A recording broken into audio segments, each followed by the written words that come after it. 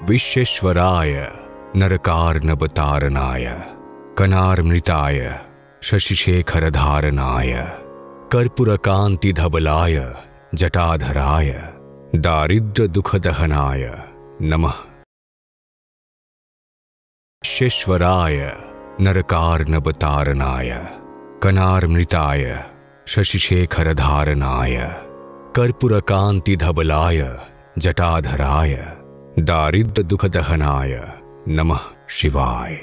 অর্থাৎ যিনি নিজের মাথাতে চাঁদকে ধারণ করেছেন, যার নাম শুনতে লাগে অমৃতর মতো, যিনি নরক থেকে আমাদের উদ্ধার করেন, যার লাবণ্য কর্পূর ও কুন্দ ফুলের মতো সাদা ধপধপে, সেই জটাধারী দারিদ্র দুঃখ হরণকারী বিশ্বেশ্বর শিবকে প্রণাম জানাই। गौरी प्रियाय रजनीश कलाधराय कालांतकाय भुजगाधिपकंकनाय गंगाधराय गजराज विमर्दनाय दारिद्र्य दुःखदहनाय नमः शिवाय। অর্থাৎ যিনি গৌরী প্রিয়, যিনি চাঁদের শিল্প ধারণ করেছেন, যিনি কালের কাল মহাকাল, নাগরাজ যার কঙ্কন, যিনি গঙ্গাকে ধারণ করেন, যিনি গজরাজের অধিষ্ঠাতা, সেই দারিদ্র দুঃখ হরণকারী শিবকে প্রণাম জানাই। 18টি মহাপুরাণের মধ্যে অন্যতম হল গরুর পুরাণ, যার অধিষ্ঠাতা দেবতা বিষ্ণু। এখানে নারায়ণ এবং তাঁর বাহন ও পক্ষীরাজ গরুরের মধ্যে ধর্ম কর্ম সংক্রান্ত কথোপকথনকে তুলে ধরা হয়েছে। সাধারণত ব্যক্তির মৃত্যুর পর আত্মার সদ্গতি কামনা করে 13 দিন পর্যন্ত এই পুরাণ পাঠ করা হয়। কিন্তু গরুর পুরাণে শুধুমাত্র জন্ম মৃত্যু স্বর্গ নরকই নয়, বরং জ্ঞান বিজ্ঞান নীতি নিয়ম সাফল্য সুখ সংক্রান্ত বিষয়েও আলোচনা হয়েছে। ব্যক্তিকে ভালো কর্ম করার অনুপ্রেরণা দেয় গরুর পুরাণ। পাশাপাশি এই পুরাণে একটি মন্ত্রের উল্লেখ রয়েছে, যা নিয়মিত জপ করলে ব্যক্তির রোগ মুক্তি ঘটে এবং তারা দীর্ঘায়ু লাভ করে। পাশাপাশি আর্থিক অনটন থেকেও মুক্তি পাওয়া যায়। সেই মন্ত্র জপ করার নিয়ম জেনে নিন এখানে। তবে তার আগে জেনে নেওয়া যাক ব্যক্তি কোন কোন কারণে দারিদ্র দুঃখ কষ্টের শিকার হয়ে পড়ে। নিজের ভুল কাজ এবং গৃহস্থের অকল্যাণের জন্য মানুষ তার নিজের দারিদ্রতা এবং দুঃখী জীবনের জন্য দায়ী হয়। যেমন 1. গরুর পুরাণ অনুযায়ী যে ব্যক্তি অন্যের জমি বা সম্পত্তি দখলের চেষ্টা করেন, তারা জীবনে কখনো সুখী হন না। লক্ষ্মীও এমন ব্যক্তি থেকে রেগে যান। এছাড়াও অসহায় দরিদ্র ব্যক্তিকে শোষণ করে যারা অর্থ উপার্জন করেন, তারাও ধীরে ধীরে কাঙাল হয়ে যান। 2. গরুর পুরাণ অনুযায়ী যে ঘরে পরিষ্কার পরিচ্ছন্নতা থাকে না, সেখানে লক্ষ্মী বাস করেন না। তাই ঘর পরিষ্কার রাখা অত্যন্ত জরুরি। আবার শুতে যাওয়ার আগে রান্নাঘর ভালোভাবে পরিষ্কার করা উচিত। রান্নাঘরে এঁটো বাসন পড়ে থাকলে লক্ষ্মী ক্ষুব্ধ হন। 3. গরুর পুরাণ অনুযায়ী রাগী ব্যক্তি জীবনে কখনো সুখী হয় না। যারা কথায় কথায় চেঁচামেচি করে, স্ত্রী সন্তানের ওপর রাগ করে, তাদের পরিবারে সব সময় দারিদ্র থাকে। 4. পা ঘষে চলার অভ্যেসকেও শুভ মনে করা হয় না। প্রচলিত বিশ্বাস অনুযায়ী যারা পা ঘষে চলেন, তারা জীবনে কোনো উন্নতি করতে পারেন না। আবার এদের দাম্পত্য জীবন সুখী হয় না। জীবনসঙ্গীর সঙ্গে মনোমালিন্য লেগেই থাকে। কিন্তু এর থেকে মুক্তির উপায়ও রয়েছে। প্রতিদিন প্রতি মুহূর্তে গরুর পুরাণে লিখিত নিয়মকানুন যদি মানুষ অল্প হলেও মেনে চলে, তাহলে সহজেই তার যাবতীয় দুঃখ কষ্ট দূরীভূত হবে। গরুর পুরাণে দারিদ্র্য দূরীকরণের মন্ত্রের উল্লেখ পাওয়া যায়। এই মন্ত্র জপ করলে আর্থিক অনটন দূর হয় এবং ব্যক্তির জীবন ধনধান্যে ভরে যায়। এই মন্ত্রটি হল ওম জুং সহ। এর পাশাপাশি এখানে শ্রী বিষ্ণুর সহস্র নাম মহিমার উল্লেখ করা হয়েছে। 6 মাস পর্যন্ত এটি পাঠ করলে সমস্ত ধরনের আর্থিক সমস্যা দূর হয়। এই মন্ত্র মহামৃত্যুঞ্জয় মন্ত্র ও মৃত্যু সঞ্জীবনী মন্ত্র নামেও পরিচিত। যখন রোগ নিরাময় অযোগ্য হয়ে ওঠে এবং কোনো আশা অবশিষ্ট থাকে না, তখন এই মন্ত্রটি কমপক্ষে 64,000 বা 1,25,000 বার জপ করতে হবে। এই মন্ত্র আসলে ভগবান শিবের মন্ত্র এবং তাঁর মন্ত্রগুলি জপ করলে জীবনের সমস্ত ঝামেলা দূর হয়। ভগবান শিবের অনেক রূপের মধ্যে একটি মহামৃত্যুঞ্জয় রূপও রয়েছে, তাই মহাদেবকে মহামৃত্যুঞ্জয়ও বলা হয়। একই সঙ্গে মহামৃত্যুঞ্জয় মন্ত্রে ভগবান শিবের মহামৃত্যুঞ্জয় রূপ থেকে প্রাণ রক্ষার প্রার্থনা করা হয়েছে। এই মন্ত্র জপ করার জন্য অনেক সতর্কতা ও নিয়ম দেওয়া হয়েছে। মহামৃত্যুঞ্জয় মন্ত্র সকালে এবং সন্ধ্যায় জপ করা যেতে পারে। কোনো সংকটের পরিস্থিতি হলে যে কোনো সময়ে এই মন্ত্রটি জপ করা যেতে পারে। শিবলিঙ্গের সামনে বা শিবের মূর্তির সামনে এই মন্ত্রটি জপ করা ভালো। রুদ্রাক্ষের মালা দিয়ে মহামৃত্যুঞ্জয় মন্ত্র জপ করতে হবে। এটি করা শুভ বলে মনে করা হয়। মন্ত্র জপ করার আগে ভগবান শিবকে জল ও বেলপত্র নিবেদন করুন এবং তারপর মন্ত্রটি জপ করুন। ভগবান শিব খুব অল্পেতেই তুষ্ট। তিনি ভক্তের সকল দুঃখ কষ্ট দূর করেন। মহামৃত্যুঞ্জয় মন্ত্রের মতোই এই মন্ত্র সকল রোগ নিরাময় করে এবং যারা নিত্য এই মন্ত্র জপ করেন তাদের শরীরে কোনো রোগ ব্যাধি বাসা বাঁধতে পারে না। তাদের যাবতীয় অর্থকষ্ট দূর করে এই মন্ত্র। আর তাই এই মন্ত্রকে দারিদ্রতা নাশক মন্ত্র বলেও অভিহিত করা হয়। এই মন্ত্র পাঠে পরিবারে বংশবৃদ্ধি হয়। সকল দুঃখ কষ্ট দারিদ্রতা হতাশা দূর করে দারিদ্র দহন শিব স্তোত্রম নিয়মিত পাঠ। আপনি এই মন্ত্র প্রতিদিন জপ করতে পারেন। তবে আপনার পক্ষে যদি প্রতিদিন জপ করা সম্ভব না হয় তাহলে প্রতি সোমবার এই মন্ত্র জপ করতে পারেন। কখন এবং কেন গরুর পুরাণ পাঠ এতটা আবশ্যক হয়ে পড়ে? আমাদের জীবনে এর মাহাত্ম্য ঠিক কতখানি তা জানার জন্য অবশ্যই শুনতে হবে অডিও শো গরুর পুরাণ পৌরাণিক ইতিহাসের পরের পর্বগুলো। আপনারা শুনছেন কুকু FM। শুনুন যা মন চায়। সঙ্গে রয়েছি আমি শুভজিৎ। উপস্থাপনাটি শুধুমাত্র শ্রোতা বিনোদনের জন্য। কোনো জাতি ধর্ম ব্যক্তিবিশেষ বা ব্যক্তি মতাদর্শকে আঘাত করা আমাদের উদ্দেশ্য নয়। এখানে উল্লেখিত সমস্ত তথ্য বিভিন্ন প্রতিবেদন পৌরাণিক কাহিনী জনশ্রুতি বা লোকগাথা থেকে নেওয়া হয়েছে। কুকু FM কর্তৃপক্ষ এর জন্য কোনোভাবেই দায়ী নয়। একদা গরুর বিষ্ণুর কাছে প্রাণীর মৃত্যু ও সদ্গতি সম্পর্কে নিগূঢ় ও রহস্যময় প্রশ্ন জিজ্ঞেস করেন। সেই সমস্ত প্রশ্নের বিস্তারিত বিবরণ পাওয়া যায় গরুর পুরাণে। সনাতন ধর্মে যখন কোনো পরিবারে মৃত্যু হয় তখন সেখানে গরুর পুরাণ পাঠ করা হয়। এতে জীবন থেকে মৃত্যু পর্যন্ত অনেক রহস্য উন্মোচিত হয়েছে। সনাতন ধর্মে গরুর পুরাণকে বিশেষ গুরুত্ব হিসেবে বিবেচনা করা হয়। বাড়ির কারোর মৃত্যুর পর 13 দিন ধরে একটানা পাঠ করা হয় এই গ্রন্থ। বিশ্বাস করা হয় যে ব্যক্তির মৃত্যু হয় তার আত্মা 13 দিন তার বাড়িতেই থাকে। এই সময় গরুর পুরাণ পাঠ করলে তিনি জাগতিক আসক্তি থেকে মুক্তি পান। গরুর পুরাণে বলা হয়েছে কিভাবে মানুষ মৃত্যুর পর স্বর্গ ও নরকে স্থান পায়।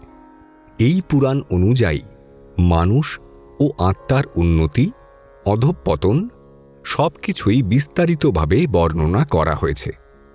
পাশাপাশি গরুর পুরাণে এমন তথ্যও দেওয়া হয়েছে যে দেহ ত্যাগ করার পর মৃত ব্যক্তির আত্মাকে কিভাবে পরবর্তী যাত্রার সিদ্ধান্ত নিতে হয়। এ বিশ্বে সে তার কর্ম অনুযায়ী স্বর্গ বা নরকে স্থান পাবে।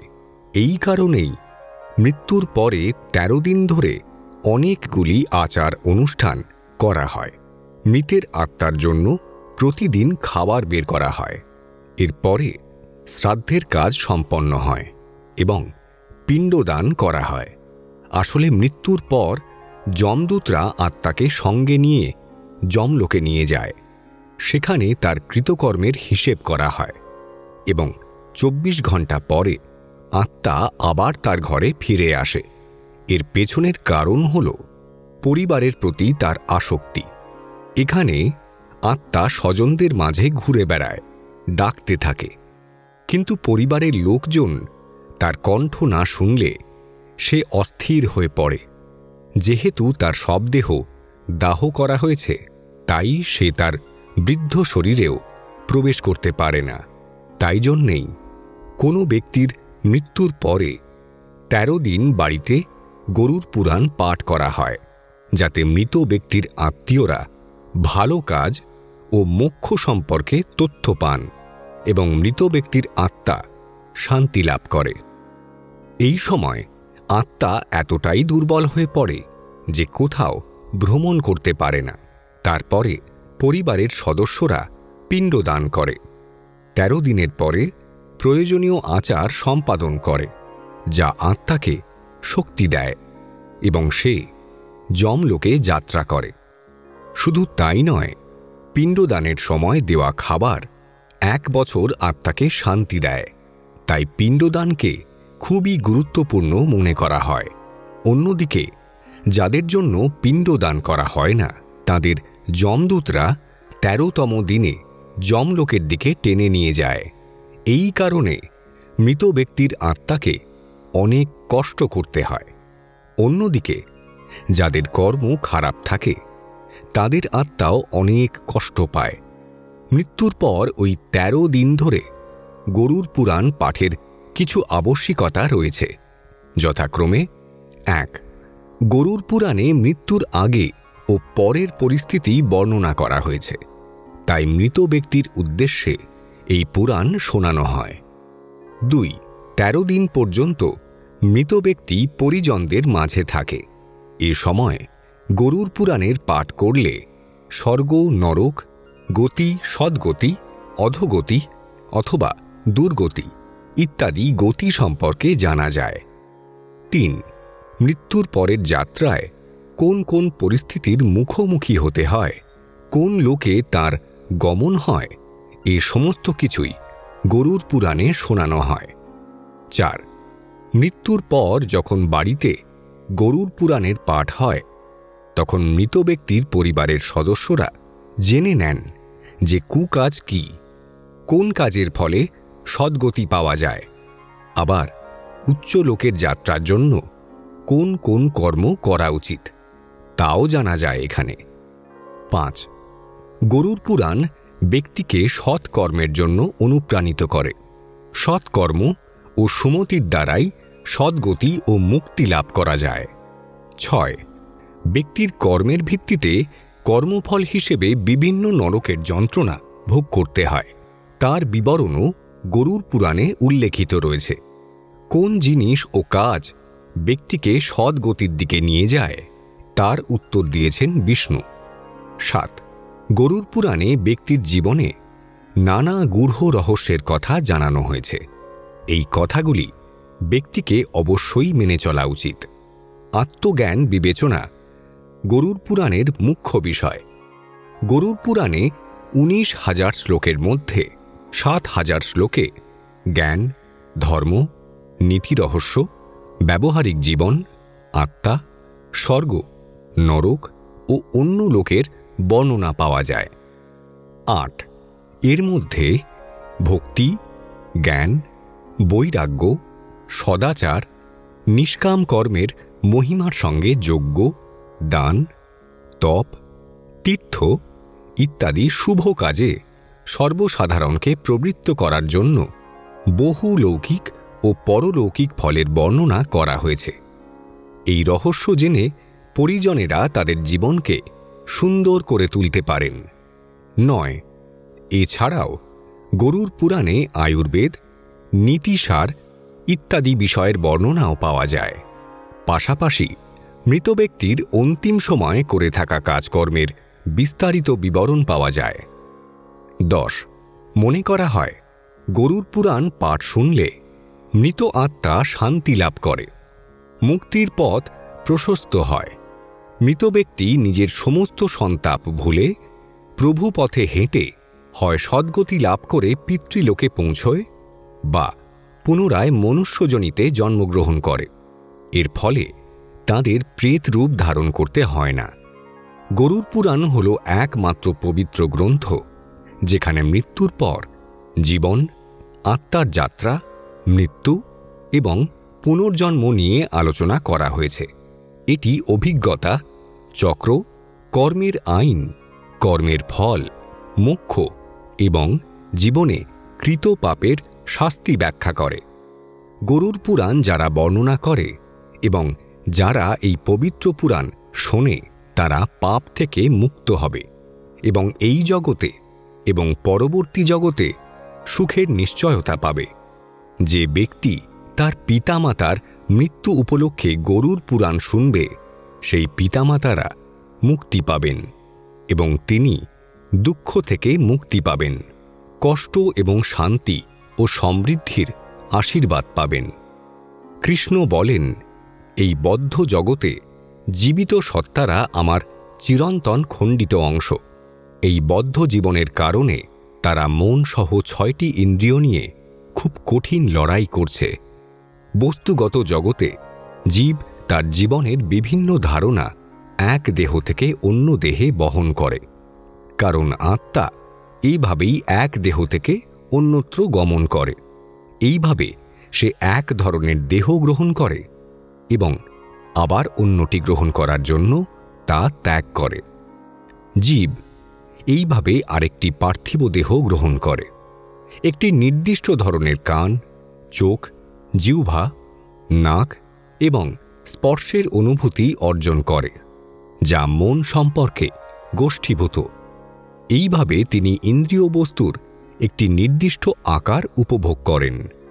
নির্বোধরা বুঝতে পারেন না কিভাবে একটি জীব তার দেহ ত্যাগ করতে পারে এবং তারা বুঝতে পারেন না যে প্রকৃতির গুণাবলীর মন্ত্রের অধীনে সে কী ধরনের দেহ উপভোগ করে। কিন্তু যার চোখ জ্ঞানে প্রশিক্ষিত সে এই সব দেখতে পারে।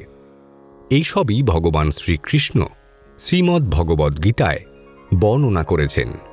অর্থাৎ গরুড় পুরাণ পড়ার পর মানুষের মনের মধ্যে থাকা চঞ্চলতা, আশঙ্কা, ভয়, কষ্ট, সন্দেহ দূর হয়। সেই সঙ্গে আত্মারও এই সব পার্থিব অনুভূতি থেকে মুক্তি ঘটে এবং সে তার পরবর্তী অধ্যায় নিশ্চিন্তে পদার্পণ করতে পারেন। মৃত্যুর পরে সচেতনভাবে একটি উপযুক্ত দেহের আকাঙ্ক্ষার জন্য পদ্ধতিগত মন এবং বুদ্ধিমত্তার প্রশিক্ষণ অত্যন্ত গুরুত্বপূর্ণ, কারণ অমর আত্মার অগ্রগতিকে অবহেলা করা অজ্ঞতা জাগিয়ে তোলে। তাই মৃত্যুর পর গরুড় পুরাণের পাঠ অবশ্যম্ভাবী হয়ে থাকে। কিন্তু যদি কোনো মানুষ জীবিত অবস্থায় গরুড় পুরাণ পাঠ করে ফেলে, তখন কোন শাস্তি অপেক্ষা করে থাকে তার জন্য? আচ্ছা, জীবিত অবস্থায় গরুড় পুরাণ পাঠ কেন অপরাধ? আদৌ কি অপরাধ, না এর পেছনে লুকিয়ে আছে কোনো প্রয়োজনীয় তথ্য? জানতে গেলে শুনতে হবে আমাদের পরবর্তী পর্ব।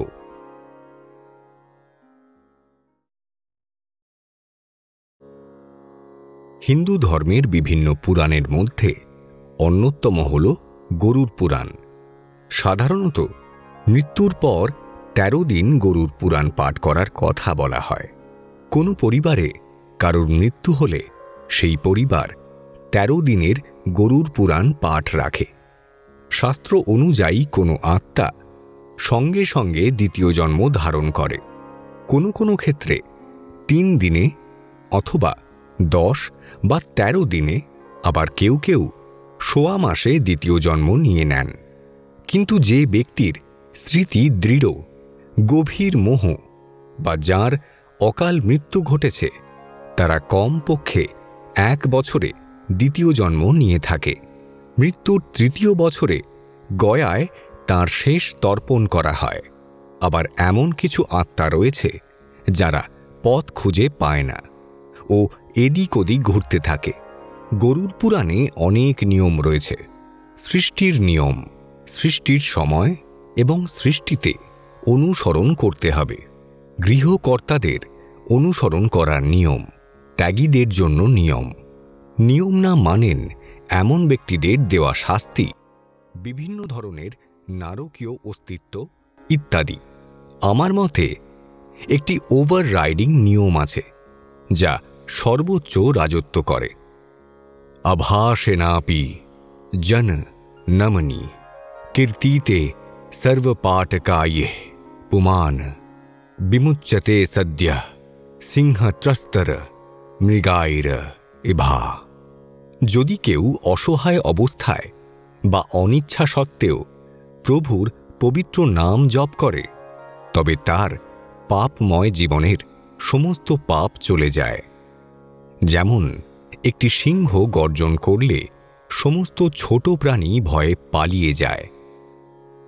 মানুষ সাধারণত ভয় পেতে চায় না বলেই এই পুরাণ পড়ে না, কারণ এই পুরাণ মূলত মৃত্যুর পরবর্তী অবস্থানের কথা বলে।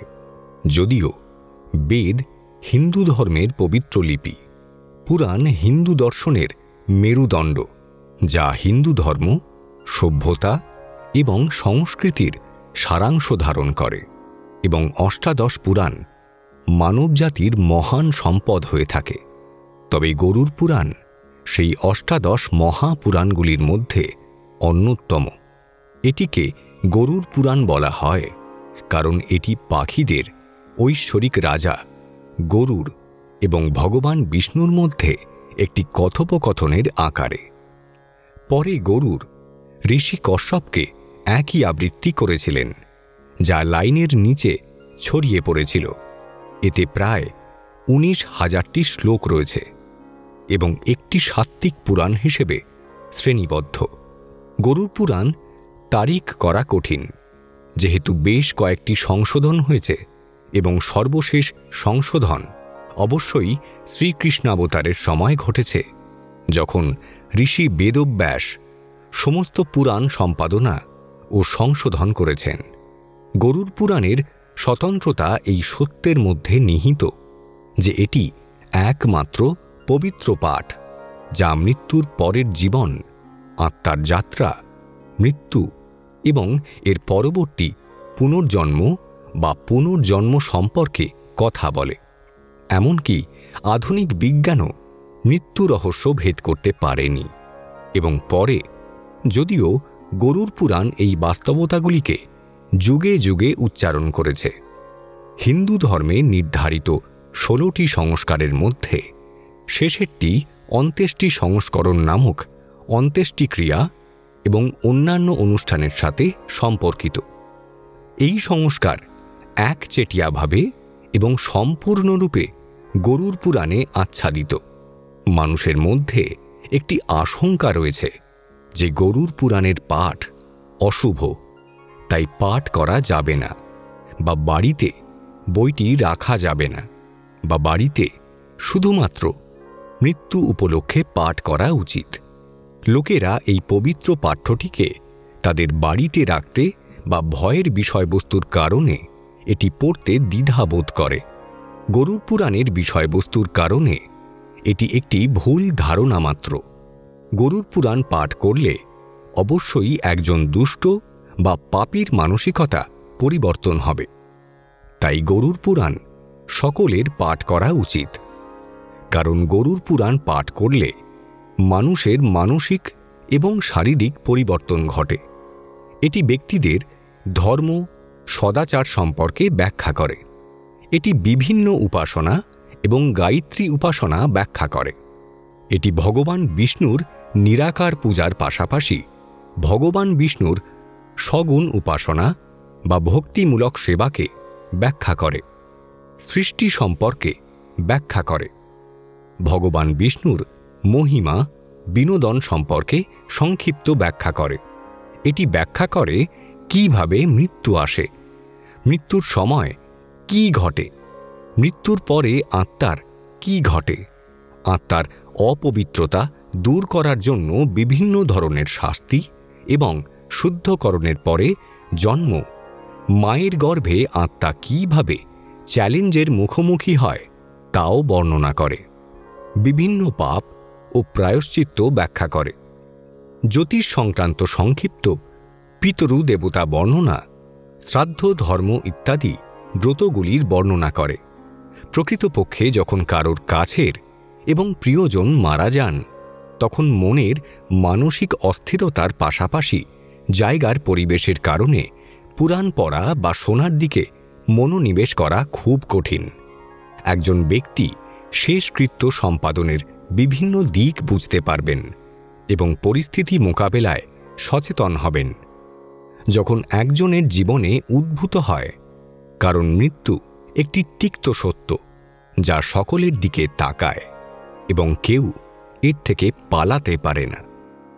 গরুড় পুরাণের সবচেয়ে গুরুত্বপূর্ণ বার্তা হল, এই পৃথিবীতে কেউ কারুর নয়, কারণ আপনাকে নিজের জন্য কষ্ট পেতে হবে।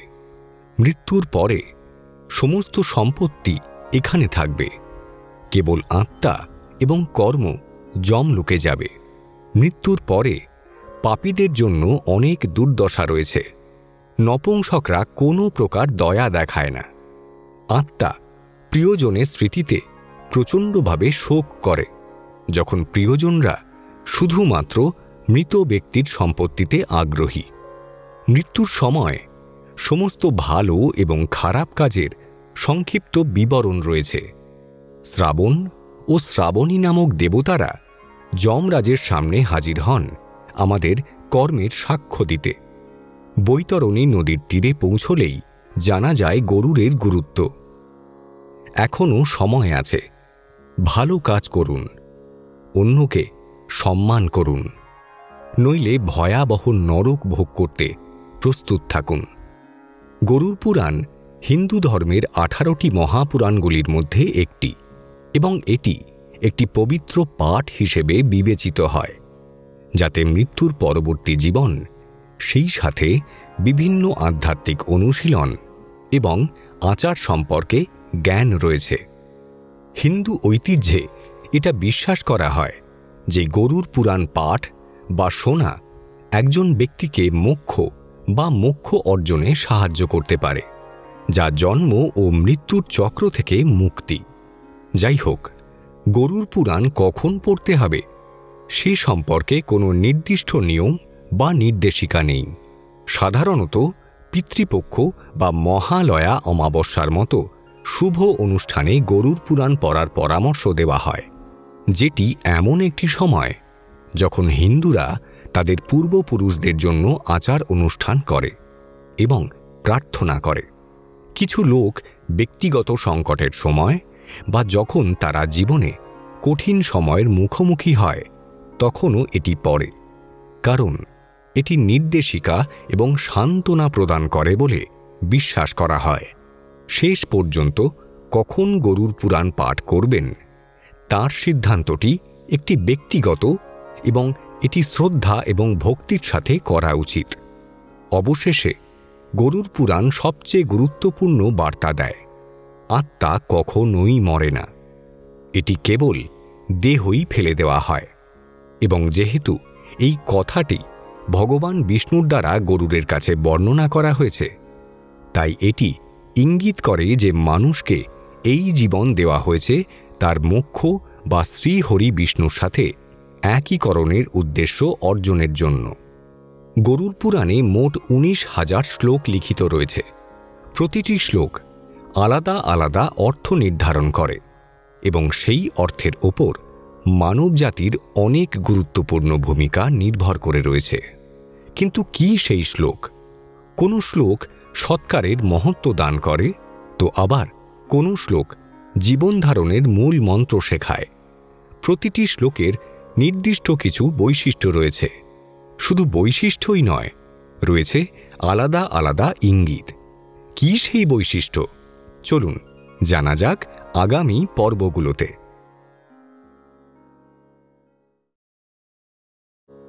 প্রেতকাণ্ডে বলা আছে, অসুস্থতা নির্বিশেষে যে কোনো কারণে যখন একটি দেহের মৃত্যু ঘটে, তখন বিনা দ্বিধায় আত্মা শরীর থেকে গভীরভাবে টেনে নিয়ে যাওয়া হয় এবং এর ফলে যে কষ্ট হয় তা দেখা কঠিন।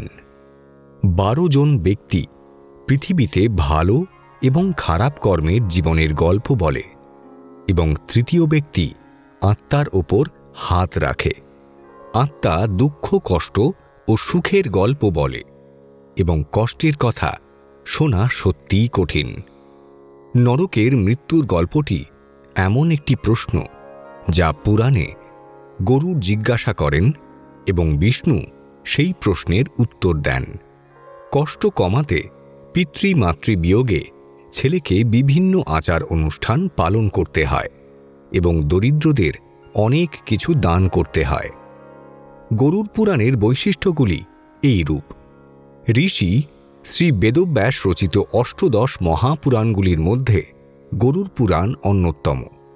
এটিকে গরুড় পুরাণ বলা হয় কারণ এটি ছিল পাখিদের ঐশ্বরিক রাজা গরুড়, যিনি ভগবান শ্রী মহাবিষ্ণুর কাছে প্রথম এটি শুনেছিলেন, যা উভয়ের মধ্যে সংলাপের আকারে ছিল। গরুড় ঋষি কশ্যপের কাছেও একই পাঠ করেছিলেন, যা অব্যাহত ছিল। এতে প্রায় 19,000 খানা শ্লোক রয়েছে এবং এটিকে সাত্ত্বিক পুরাণ হিসেবে শ্রেণীবদ্ধ করা হয়েছে।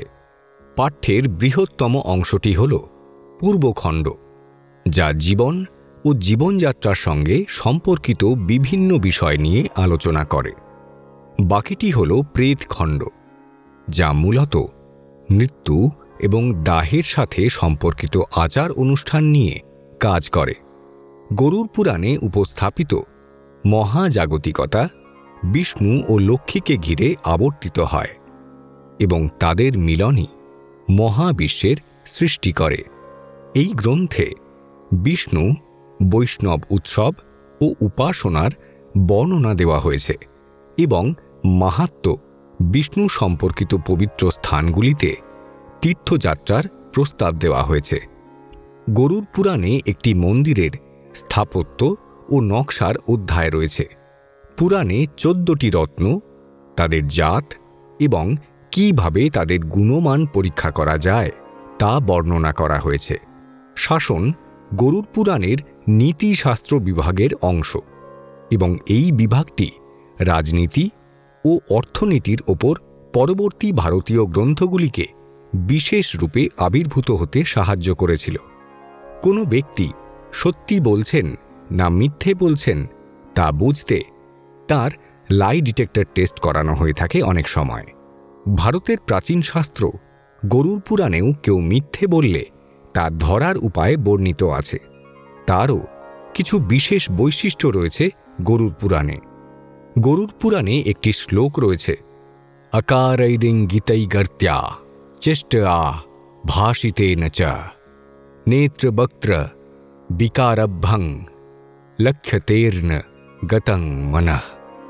অর্থাৎ শরীরের আকার, ইঙ্গিত, গতি, চেষ্টা, বাণী, নেত্র ও মুখের ভাবভঙ্গি দেখে কোনো ব্যক্তির মনের কথা বোঝা যেতে পারে। এই শ্লোকের ওপর ভিত্তি করে বোঝা যাবে ব্যক্তি সত্যি বলছে না মিথ্যে কথা বলছে। 1. শরীরের আকার বলতে এখানে ব্যক্তির শারীরিক ভাষার কথা বোঝানো হয়েছে। গরুড় পুরাণ অনুযায়ী অপর ব্যক্তি যদি আপনার কথায় গাম্ভীর্য প্রকাশ না করে থাকে বা মিথ্যে কথা বলে, তাহলে সেই ব্যক্তির কাঁধ ঝুঁকে থাকবে। আবার চেয়ারে বসে থাকলে সে নিজের পা দোলাতে থাকবে বা তার হাত কাঁপতে থাকবে। এ সবই তখন হবে যখন তার মনে মিথ্যে ধরা পড়ার ভয় জন্মাবে। 2. ইঙ্গিত অর্থাৎ ব্যক্তির শারীরিক অভ্যাস। যেমন কিছু কিছু ব্যক্তি কথা বলার সময় হাত নাড়িয়ে থাকেন, আবার কেউ কেউ পায়ের উপর পা তুলে রাখেন। তবে কেউ মিথ্যে কথা বলার সময় তাদের স্বাভাবিক শারীরিক অভ্যাসে পরিবর্তন লক্ষ্য করা যাবে। 3. হাত বা পা নাড়ানো ছাড়াও মিথ্যে কথা বলার সময় কোনো ব্যক্তির শারীরিক গতিতে পরিবর্তন দেখা যায়। হঠাৎই কোনো কাজে তাড়াহুড়ো করতে শুরু করে দিলে বা কাজের ক্ষেত্রে আকস্মিকভাবে শ্লথ গতি সম্পন্ন হলে বুঝতে হবে যার সঙ্গে আপনি কথা বলছেন সেই ব্যক্তি মিথ্যে কথা বলছে। 4. যখনই কোনো ব্যক্তি মিথ্যে কথা বলে তখন তারা অপর ব্যক্তির কাছ থেকে কিছু লুকিয়ে যাওয়ার চেষ্টা করে। এই সময় শরীরে হঠাৎই নানান পরিবর্তন দেখা দেয় যা স্বাভাবিক নয়। 5.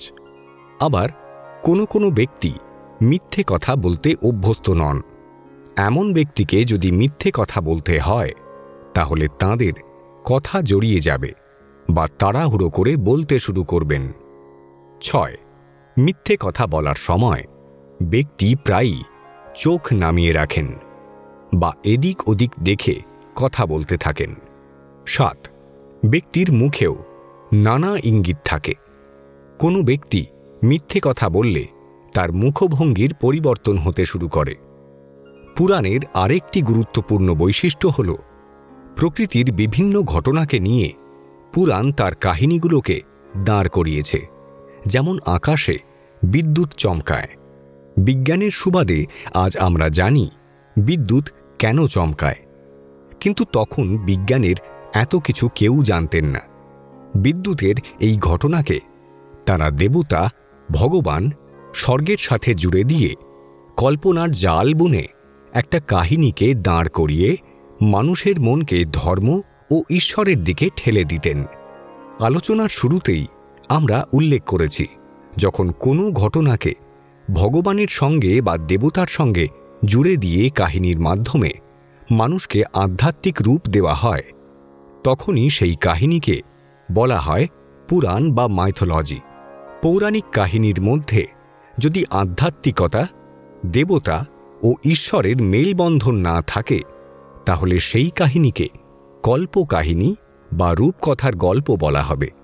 কিন্তু যখনই ইন্দ্র, বরুণ, অগ্নি দেবতাদের নিয়ে অপ্রাকৃতিক ঘটনাগুলিকে একটা কাহিনীর আকার রূপ দিয়ে মানুষকে ধর্মের দিকে নিয়ে যাবে তখনই সেই কাহিনীকে পৌরাণিক কাহিনীর আখ্যা দেওয়া হবে। বহুল সমাদৃত ধর্ম তখনই হবে যখন দর্শনের সাথে পৌরাণিক কাহিনীর সমাবেশ হবে। যে ধর্ম শুধুমাত্র দর্শনের কথাই বলে সেই ধর্মের জনপ্রিয়তা কখনোই হয় না। হিন্দু ধর্মের এটি একটি প্রধান বৈশিষ্ট্য। গরুড় পুরাণের আরেকটি বৈশিষ্ট্য হল কোনো পুরাণেই বা তার অধ্যায়ের মাঝখানে কেউ কিছু সংযোজন করবেন না। পাশ্চাত্য পণ্ডিতরা এই ব্যাপারে ভারতীয় পণ্ডিতদের সততার খুব প্রশংসা করেন। তারা যখনই পুরাণে কোনো নতুন কিছু সংযোজন করতেন সব সময় হয় শুরুতে নয়তো একেবারে শেষে করতেন। অনেকে মনে করেন সূতরাই পুরাণে অনেক কিছু নতুন তথ্য আলাদা করে সংযোজন করে গেছেন, কিন্তু এই মতটা ঠিক নয়। সংযোজনের এই কাজটা তারাই করতেন যাদের অগাধ পাণ্ডিত্যের সাথে সাহিত্যিক প্রতিভা ছিল, আর তার কাছে পুরাণের একটি পাণ্ডুলিপিও থাকা চাই। গরুড় পুরাণ অনুযায়ী ভালো এবং খারাপ উভয় কর্মই ব্যক্তির চিন্তা প্রক্রিয়ার কারণে জমা হয়। চিন্তা ভাবনা কর্মের চেয়ে বেশি শক্তিশালী, কারণ মানুষের চিন্তা শক্তি তার মনে গভীর ছাপ ফেলে মানবদেহের মনকে নানা দিকে প্রভাবিত করে থাকে। গরুড় পুরাণ যে শুধু মানবজাতির রীতিনীতির মূল বীজমন্ত্র শেখায় তাই নয়, এই পুরাণ অনুসারে যে বা যারা এই পুরাণকে অবমাননা করবে বা এই পুরাণের নিয়ম উল্লঙ্ঘন করে উচ্ছৃঙ্খল জীবনযাপন করার সিদ্ধান্ত নেয়, পুরাণে তাদের জন্য রয়েছে নানান রকম কঠিন বিধান, যা সহজ ভাষায় শাস্তি। আমরাও সেই শাস্তির ভাগীদার হতেই পারি কখনো। তার আগেই জীবন ধারণের সঠিক তথ্য জেনে নেওয়া বুদ্ধিমানের কাজ নয় কি? আমরা এর পরের পর্বে শুনে নেব এই শাস্তির বিবরণগুলি কি কি। তা জানতে অবশ্যই আপনাদের শুনতে হবে এর পরবর্তী পর্বটি।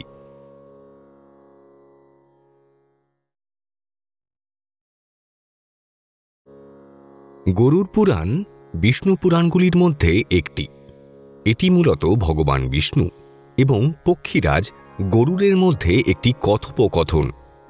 গরুড় পুরাণে হিন্দু দর্শনের বিশেষ সমস্যাগুলির সাথে মৃত্যুর সাথে অন্তর্ভুক্ত অন্ত্যেষ্টিক্রিয়া ও পুনর্জন্মের আধিবিদ্যক সম্পর্কিত সমস্যা রয়েছে। একজন প্রায়শই দেখতে পাবেন যে সংস্কৃত শব্দ নরাকা ভারতীয় গ্রন্থের বেশিরভাগ ইংরেজি অনুবাদে নরক হিসেবে নেওয়া হয়েছে। স্বর্গ এবং নরকের হিন্দু ধারণাটি আজকের জনপ্রিয় সংস্কৃতিতে আমরা তাদের যেভাবে কল্পনা করেছি ঠিক তেমন একটি নয়। জাহান্নাম এবং স্বর্গের পশ্চিমা ধারণাগুলি প্রায় হিন্দু এবং জন্মের মধ্যবর্তী রাষ্ট্রগুলির সমতুল্য কোরেসপন্ড পাঠ্যের একটি অধ্যায় মাধ্যম। পৃথিবীতে বসবাসকারী চরম ধরনের পাপীদের জন্য নির্ধারিত শাস্তির প্রকৃতি নিয়ে কাজ করে। শাস্ত্র অনুসারে পাপ কাজ করলে মৃত্যুর পর সেই ব্যক্তির নরকে স্থান হয়। নরকে নানা রকম শাস্তির নিদান আছে পাপী আত্মাদের জন্য।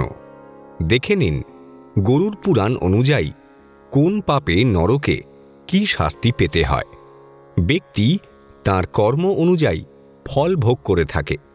ভালো কাজের ভালো ফল লাভ করা যায়, আবার খারাপ কাজের জন্য খারাপ ফলাফল ভোগ করে থাকে কোনো ব্যক্তি। আবার শাস্ত্র মতে ব্যক্তি নিজের কর্ম অনুযায়ী স্বর্গ বা নরকে স্থান লাভ করে থাকে।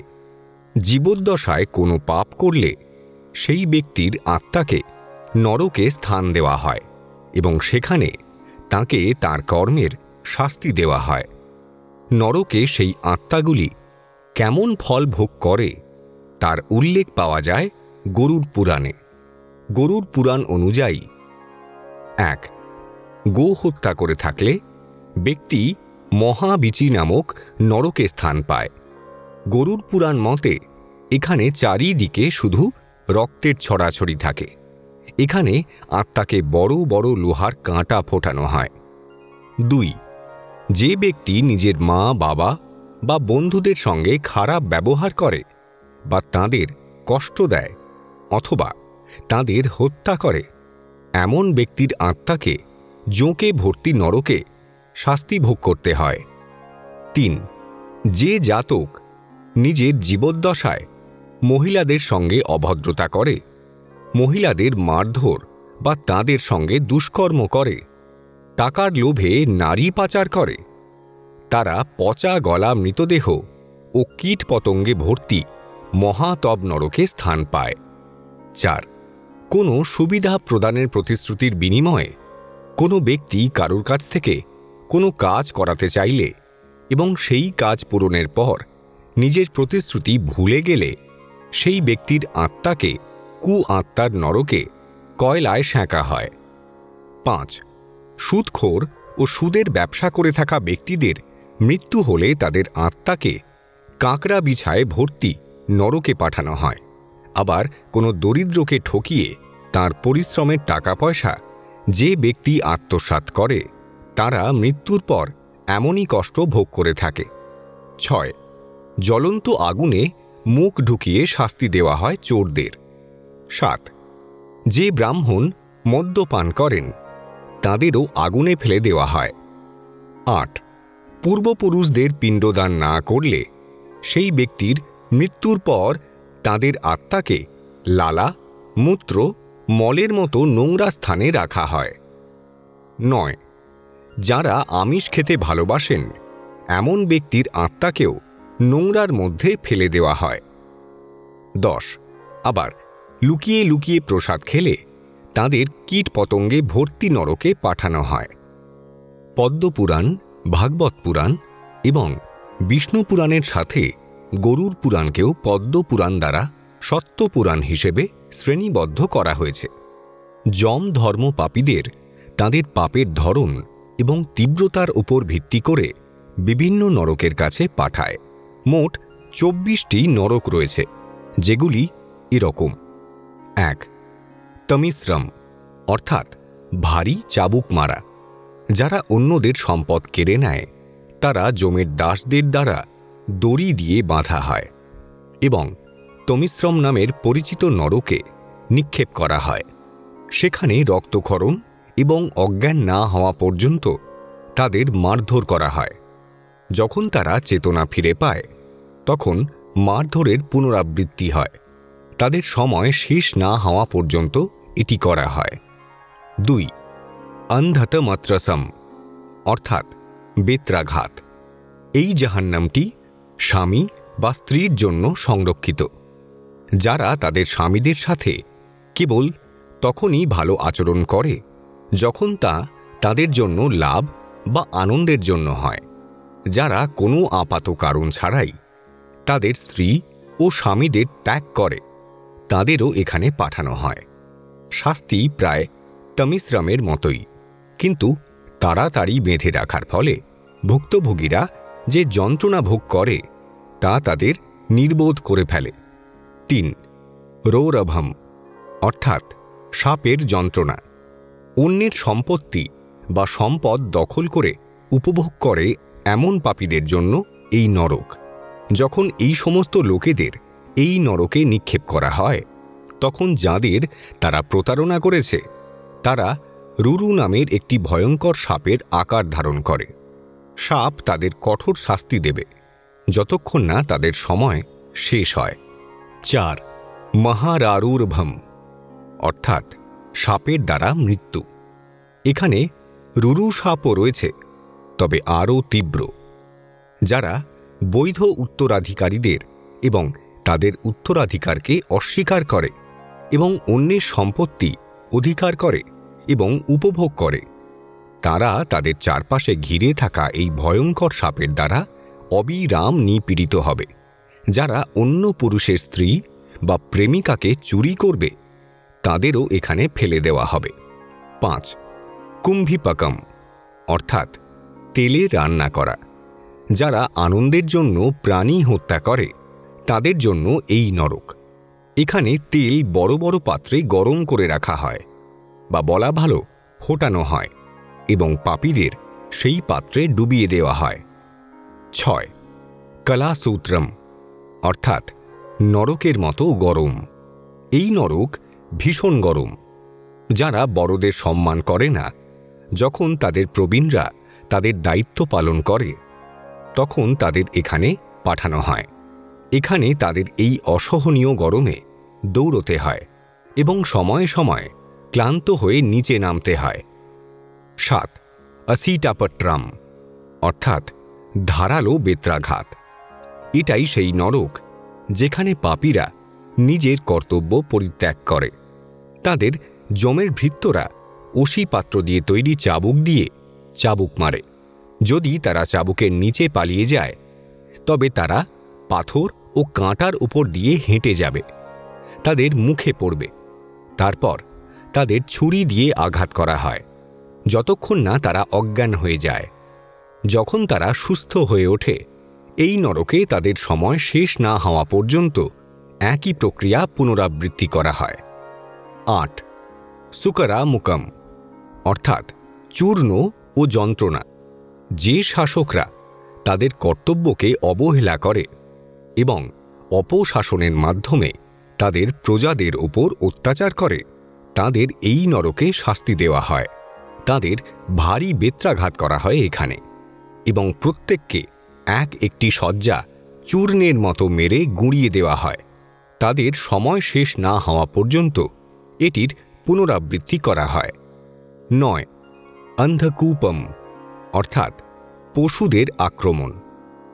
যারা ভালো লোকদের ওপর অত্যাচার করে এবং সম্পদ থাকা সত্ত্বেও অনুরোধ করা হলে তাদের সাহায্য না করে তাদের জন্য এই নরক। তাদের একটি কুয়োর মধ্যে ঠেলে দেওয়া হয়। সেখানে বাঘ, সিংহ, ঈগল এবং সাপ ও বিছের মতো বিষাক্ত প্রাণী রয়েছে।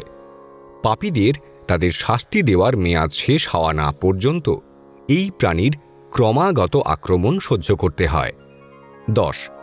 তপ্ত মূর্তি অর্থাৎ জীবন্ত দগ্ধ। যারা সোনা ও গহনা লুণ্ঠন বা চুরি করে তাদের এই নরকের চুল্লিগুলিতে ফেলে দেওয়া হয়, যা সর্বদা জ্বলন্ত আগুনে গরম থাকে। 11. কৃমি ভোজনম অর্থাৎ কৃমির খাদ্য। যারা তাদের অতিথিদের সম্মান করে না এবং কেবল নিজের লাভের জন্য পুরুষ বা মহিলাদের ব্যবহার করে তাদের এই নরকে নিক্ষেপ করা হয়। পোকামাকড় এবং সাপ এদেরকে জীবন্ত খেয়ে ফেলে এবং একবার তাদের দেহগুলি সম্পূর্ণ গ্রাস হয়ে গেলে পাপীদের নতুন দেহ সরবরাহ করা হয়, যা ওপরের পদ্ধতিতে আবার খাওয়া হয়।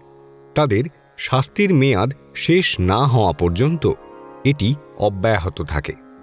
12. সলমালি এই নরক সেই সব পুরুষ ও মহিলাদের জন্য যারা ব্যভিচার করেছে। লোহা দিয়ে তৈরি একটি মূর্তি উত্তপ্ত লাল গরম সেখানে স্থাপন করা হয়। পাপীকে এটি আলিঙ্গন করতে বাধ্য করা হয়। অন্যদিকে যমের ভৃত্যরা শিকারকে পেছনে চাবুক মারে। এছাড়াও আরও 12 রকমের শাস্তি গরুর পুরাণে উল্লিখিত রয়েছে, যা মানুষ তথা জীবিত প্রাণীদের জীবন্ত অবস্থায় করা পাপ কার্যের হিসেব চুকিয়ে থাকে।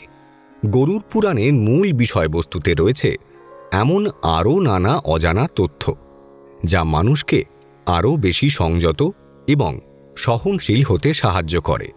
গরুর পুরাণের বিষয়বস্তু যতটা চমকপ্রদ ততটাই শিক্ষণীয়। এর সাথে জড়িয়ে রয়েছে বিষ্ণু পুরাণের এক দুর্ভেদ্য ইতিহাস। কি সেই ইতিহাস জানা যাবে পরের এপিসোডে।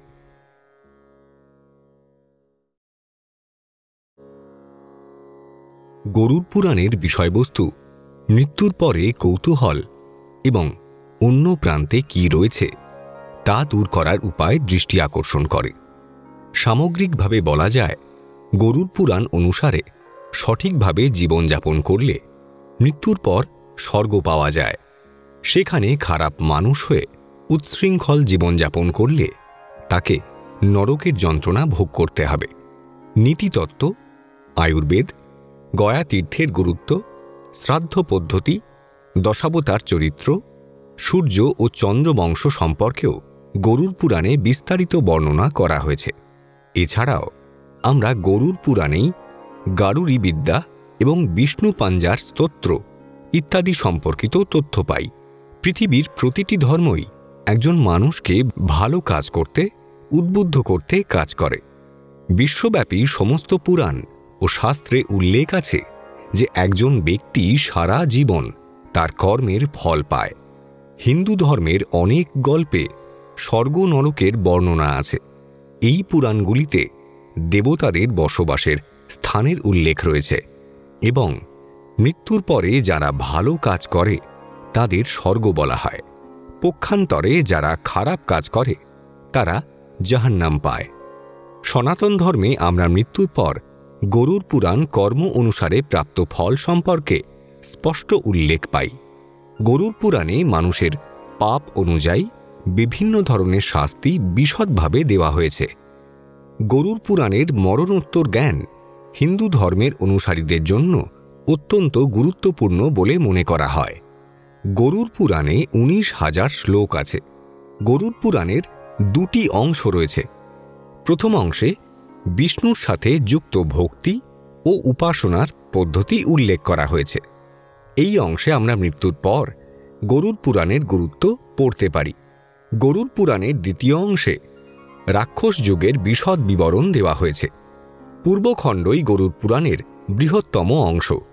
সমগ্র গ্রন্থের 90% এই খণ্ডের অন্তর্গত। পূর্বখণ্ডের আলোচ্য বিষয়গুলি হল জীবন ও জীবনযাপন প্রণালী, এই সংক্রান্ত বিবিধ প্রসঙ্গ। অন্যদিকে উত্তরখণ্ড বা প্রেতখণ্ডের প্রধান আলোচ্য বিষয় মৃত্যু ও শবদাহ সংক্রান্ত বিভিন্ন ক্রিয়াকাণ্ড। প্রাচীন পথে এগিয়ে যান।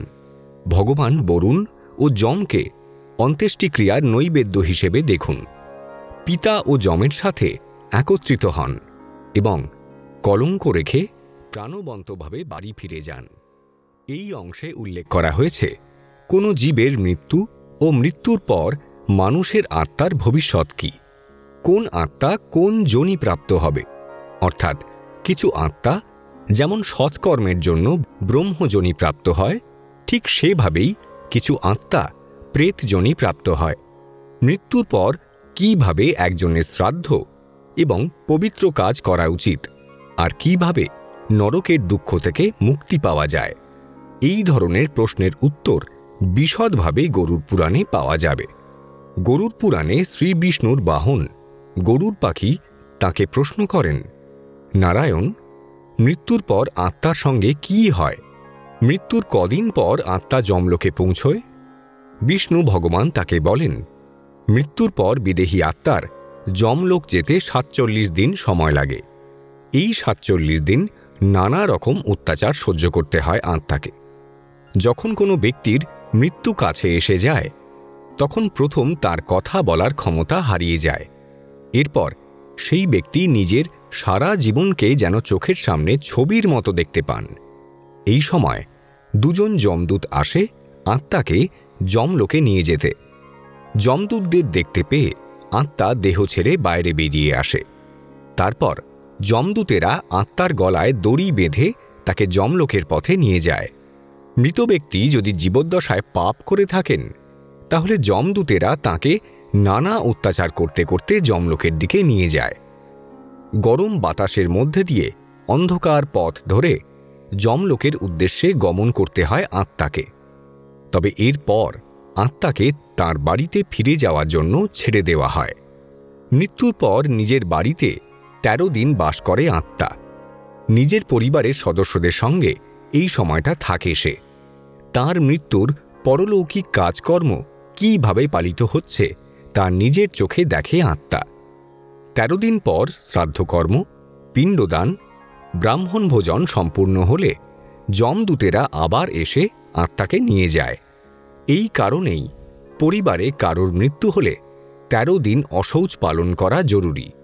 কারণ পারলৌকিক ক্রিয়া সম্পূর্ণভাবে পালিত হলে তা আত্মাকে যমলোকে ফিরে যাওয়ার শক্তি দেয়। ১৩ দিন পর আবার যমলোকে ফিরে যাওয়ার পথে আত্মাকে প্রথমে বৈতরণী নদী পেরোতে হয়। লাল রঙের এই নদী হল গঙ্গার এক ভয়ানক রূপ। এখান থেকে সবসময় ধোঁয়া বেরোতে থাকে। এই নদী পেরোনোর সময় আত্মাকে ভয়াবহ সব প্রাণীর মুখোমুখি হতে হয়। এই নদী পেরোতে ৪৭ দিন সময় লাগে আত্মার। তবে পুণ্যবান ব্যক্তির আত্মাকে বৈতরণী পেরোতে কোনো কষ্ট পেতে হয় না। এক গরুর লেজ ধরেই তিনি বৈতরণী অনায়াসে পেরিয়ে যেতে পারেন বলে গরুড় পুরাণে উল্লেখ আছে। বৈতরণী নদী পেরিয়ে যমলোকে পৌঁছানোর পর আত্মার পাপ পুণ্যের হিসেব করেন যমরাজ। তারপর সেই আত্মার স্থান নরকে হবে না স্বর্গে হবে তা স্থির হয়। গরুড় পুরাণের রচয়িতা হলেন একজন নবনিধিরাম শ্রী হরিনারায়ণের পুত্র এবং গরুড় পুরাণের সম্পূর্ণ গল্পটি মহর্ষি কশ্যপ এবং তক্ষক নাগ সম্পর্কে একটি সুন্দর গল্প। গরুড় পুরাণের কিংবদন্তি অনুসারে রাজা পরীক্ষিতকে একজন ঋষির অভিশাপের কারণে তক্ষক নাগ দংশন করে এবং পথে তিনি ঋষি কশ্যপকে দেখতে পান। তক্ষক নাগ ছদ্মবেশ পাল্টে ব্রাহ্মণের ছদ্মবেশে এক ঋষিকে জিজ্ঞেস করলেন, এত অধৈর্য হয়ে কোথায় যাচ্ছেন? ঋষি বললেন, তক্ষক নাগ মহারাজ পরীক্ষিতকে বধ করতে যাচ্ছেন এবং তাদের বিষের প্রভাব দূর করে তাদের আবার জীবন দেবেন। এই কথা শুনে তক্ষক নিজের পরিচয় দিয়ে তাকে ফিরে যেতে বললেন। তক্ষক কশ্যপজিকে বলেছিলেন যে আমার বিষের প্রভাবে আজ পর্যন্ত কেউ বাঁচেনি। তখন কশ্যপ বললেন তাঁর মন্ত্রের শক্তি দিয়ে তিনি রাজা পরীক্ষিতের বিষাক্ত প্রভাব দূর করবেন। এই বিষয়ে তক্ষক বলেন, যদি এমন হয় তাহলে এই গাছটিকে সবুজ করা উচিত। তক্ষক গাছটিকে পুড়িয়ে পুড়িয়ে ফেললে কশ্যপ তার মন্ত্রটি গাছের ছাইতে পুড়িয়ে দেন এবং তা দেখে সেই ছাই থেকে নতুন কুঁড়ি ফুটে যায় এবং কিছুক্ষণের মধ্যে গাছটি আবার সবুজ হয়ে ওঠে। ঋষি কশ্যপের এই অলৌকিকতায় বিস্মিত হয়ে তক্ষক জিজ্ঞেস করলেন, কি কারণে তিনি রাজার মঙ্গল করতে চান? ঋষি বললেন, সেখান থেকে তিনি বিপুল পরিমাণ অর্থ পাবেন। তক্ষক একটি সমাধান খুঁজে পেয়ে তিনি যা আশা করেছিলেন তার চেয়ে বেশি টাকা দিয়ে তাকে ফেরত পাঠালেন। গরুড় পুরাণ অনুসারে গরুড় পুরাণ শোনার পর কশ্যপ ঋষির এই প্রভাব ও শক্তি বৃদ্ধি পায়। গরুড় পুরাণ লিখিত হয়েছে অধুনালভ্য অপর মধ্যযুগীয় ভারতীয় বিশ্বকোষ অগ্নিপুরাণের ধাঁচে। গ্রন্থের গঠনভঙ্গিমাটি স্বতন্ত্র প্রকৃতির, তাতে ভিন্ন ভিন্ন বিষয়ের সমাহার ঘটেছে এবং তা ভারতীয় সাহিত্যের ঐতিহাসিক পৌরাণিক ধারার তাত্ত্বিক ধাঁচটি অনুসৃত হয়নি। গরুড় পুরাণে দেখা যায় পুরাণে কথিত বিষয়গুলি গরুড় বিষ্ণুর কাছে শিক্ষা করছেন এবং পরে তা ঋষি কশ্যপকে বর্ণনা করছেন এবং তারপর সেই শিক্ষা পৌরাণিক নৈমিষারণ্যে ঋষি ব্যাসের নিকট পৌঁছচ্ছে। তাই গরুড় পুরাণ খানিকটা বিষ্ণু অনুরাগী বলা চলে। পুরাণের গুরুত্ব সম্পর্কে ঐতিহাসিকদের মধ্যে মতপার্থক্য রয়েছে। কারো মতে পুরাণে বর্ণিত রাজবংশগুলি কল্পনা প্রসূত এবং সমকালীন নৃপতিদের ইচ্ছানুযায়ী রচিত, কিন্তু এরূপ অনুমান যথার্থ নয়। ঐতিহাসিক স্মিথ দেখিয়েছেন যে মৎস্য পুরাণে অন্ধ্র রাজাদের বংশতালিকা ও তাদের রাজত্বকাল যথার্থই দেওয়া হয়েছে, তবে পুরাণ ত্রুটিহীন নয়।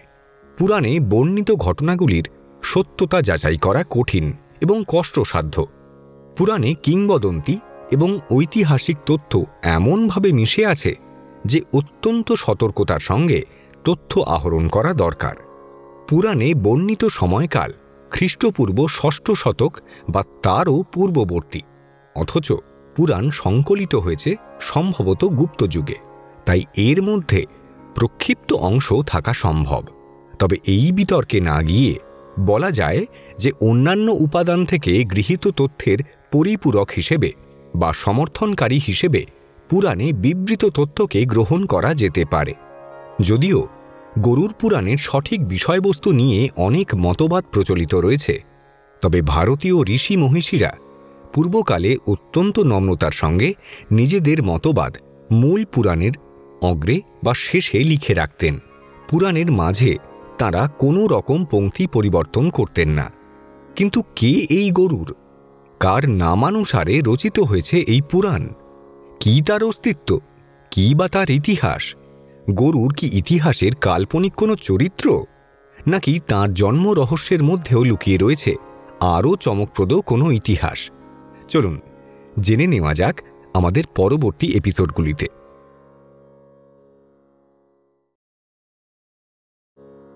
বিষ্ণুর বাহন গরুড়ের নাম সকলেরই জানা। মৃত্যুর পর পড়া হয় গরুড় পুরাণ। কিন্তু কে এই গরুড়? তাঁর জন্ম কিভাবে, তা কি জানা আছে? উল্লেখ্য, বেদব্যাস যে 18টি পুরাণ রচনা করেছিলেন তার মধ্যে অন্যতম হল গরুড় পুরাণ। মৃত্যুর পর এই পুরাণ পাঠ করলে মৃত ব্যক্তির আত্মা শান্তি লাভ করে। বেদব্যাসকে বিষ্ণুর অবতার মনে করা হয়। বেদব্যাস মোট 18টি পুরাণ লিখেছিলেন, যার সামগ্রিক রূপ অষ্টাদশ মহাপুরাণ নামে পরিচিত। এই পুরাণের মধ্যে অন্যতম হল গরুড় পুরাণ, যা মৃত্যুর পর পাঠ করা হয়। হিন্দু শাস্ত্রে উল্লিখিত আছে যে গরুড় পুরাণ দ্বারাই আত্মা এই সংসার থেকে মুক্তি লাভ করে।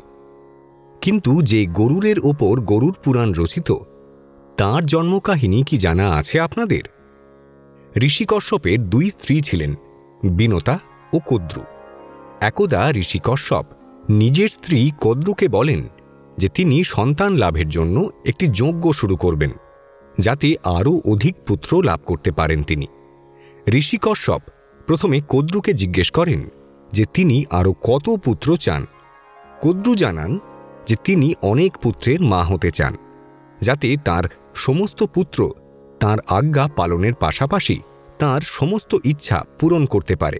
এরপর বিনতাকে এই প্রশ্ন জিজ্ঞেস করলে তিনি মাত্র 2টি পুত্রের কামনা করেন, যারা কদ্রুর সমস্ত পুত্রের তুলনায় অধিক শক্তিশালী হয়।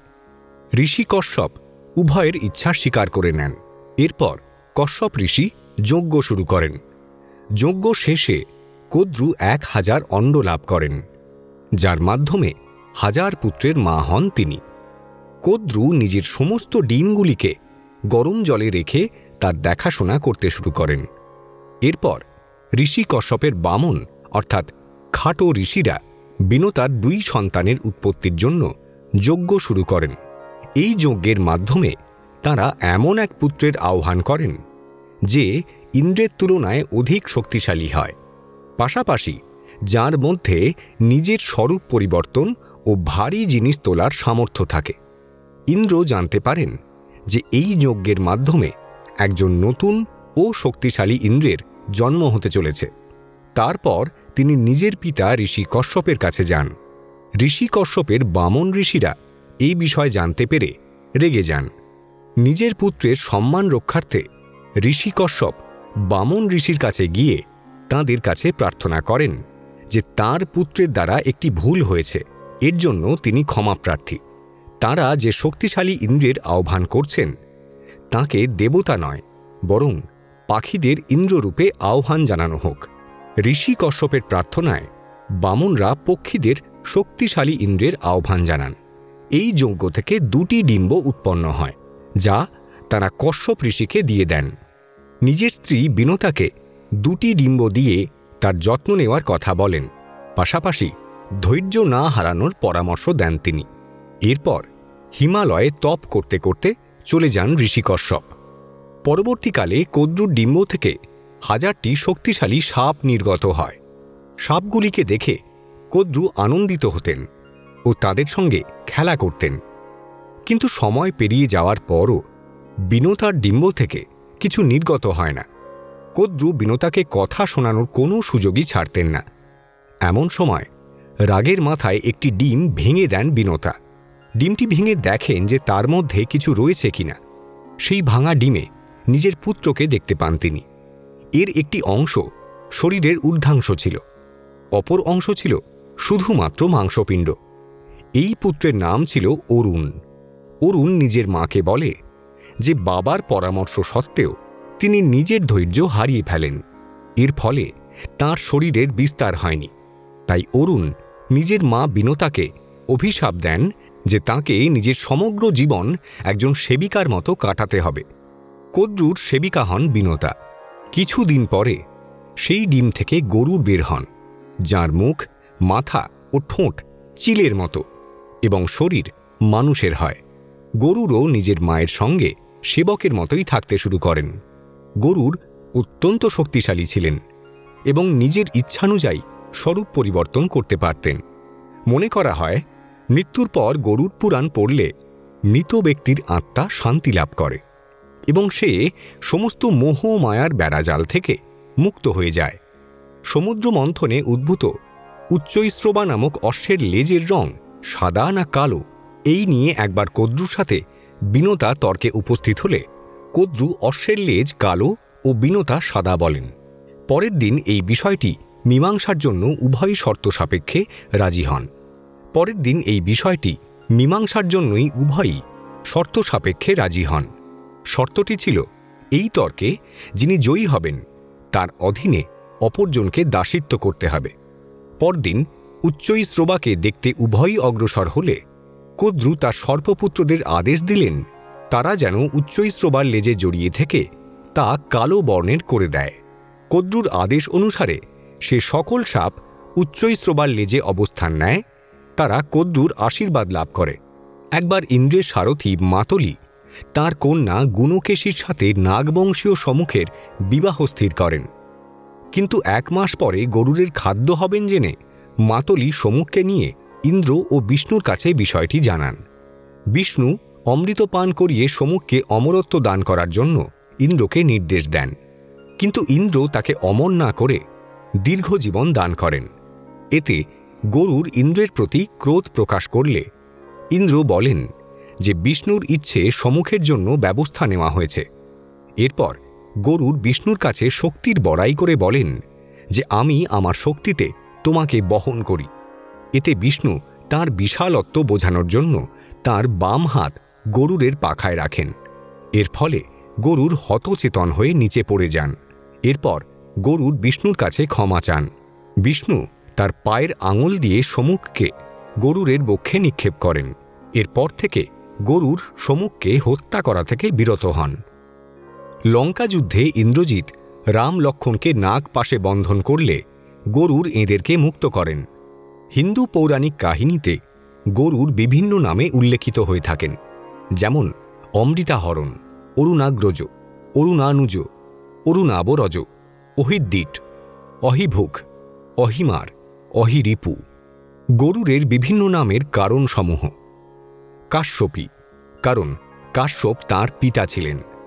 খগপতি, কারণ পাখিদের রাজা ছিলেন তিনি। খগরাজ, এর কারণও পাখিদের রাজা ছিলেন তিনি। খগেশ্বর, সর্বোপরি এর কারণও ওই একই, কারণ পাখিদের রাজা ছিলেন তিনি। গগনেশ্বর, আকাশমণ্ডলে তার সমকক্ষ কেউ ছিল না। বজ্রজিৎ, ইন্দ্রের বজ্রকে তিনি জয় করেছিলেন। বিষ্ণুরথ, বিষ্ণুর বাহন ছিলেন তিনি। বৈতনয়, বিনতা তার মা ছিলেন। রক্তপক্ষ, রক্তবর্ণের পাখা ছিল তাঁর। সুধাহর, অমৃত হরণ করতে সক্ষম হয়েছিলেন। সুপর্ণ, ইন্দ্র তাঁর প্রতি বজ্র নিক্ষেপ করলে তাতে গরুড়ের কিচ্ছু হয়নি, বরং ইন্দ্রের বজ্রের সমানার্থে একটি সোনার পালক নিজেই তাঁর শরীর থেকে খসিয়ে দেন। সে কারণেই ইনি সুপর্ণ। সুবর্ণকায়, শরীর সোনার মতো উজ্জ্বল ছিল। সুরেন্দ্রজিৎ, ইন্দ্রকে তিনি জয় করেছিলেন। গরুড় শুধুই একটি পক্ষী নয়, দেবতাদের থেকেও শক্তিশালী বলে একে গরুড় দেব নামেও অভিহিত করা হয়। তদুপরি ভগবান বিষ্ণু বা নারায়ণ বা শ্রীকৃষ্ণের বাহন বলে গরুড় পূজনীয়ও বটে। এমনকি তিরুমালাতে গরুড় সেবা খুবই বিখ্যাত, যা ব্রহ্মোৎসবের সময় এবং প্রতি পূর্ণিমার রাতে করা হয়। একটি বিশ্বাস আছে যে গরুড় সেবা দেখলে মানুষের সমস্ত পাপ মুছে যায়।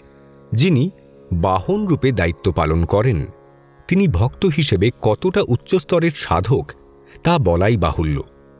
গরুড় পুরাণের 19,000 শ্লোকের বর্ণনা দেওয়া সম্ভব না হলেও কিছু গুরুত্বপূর্ণ শ্লোকের বর্ণনা আমাদের নিজস্ব জীবনে প্রতিদিন কাজে লাগানোর জন্য অবশ্যই জেনে রাখা উচিত।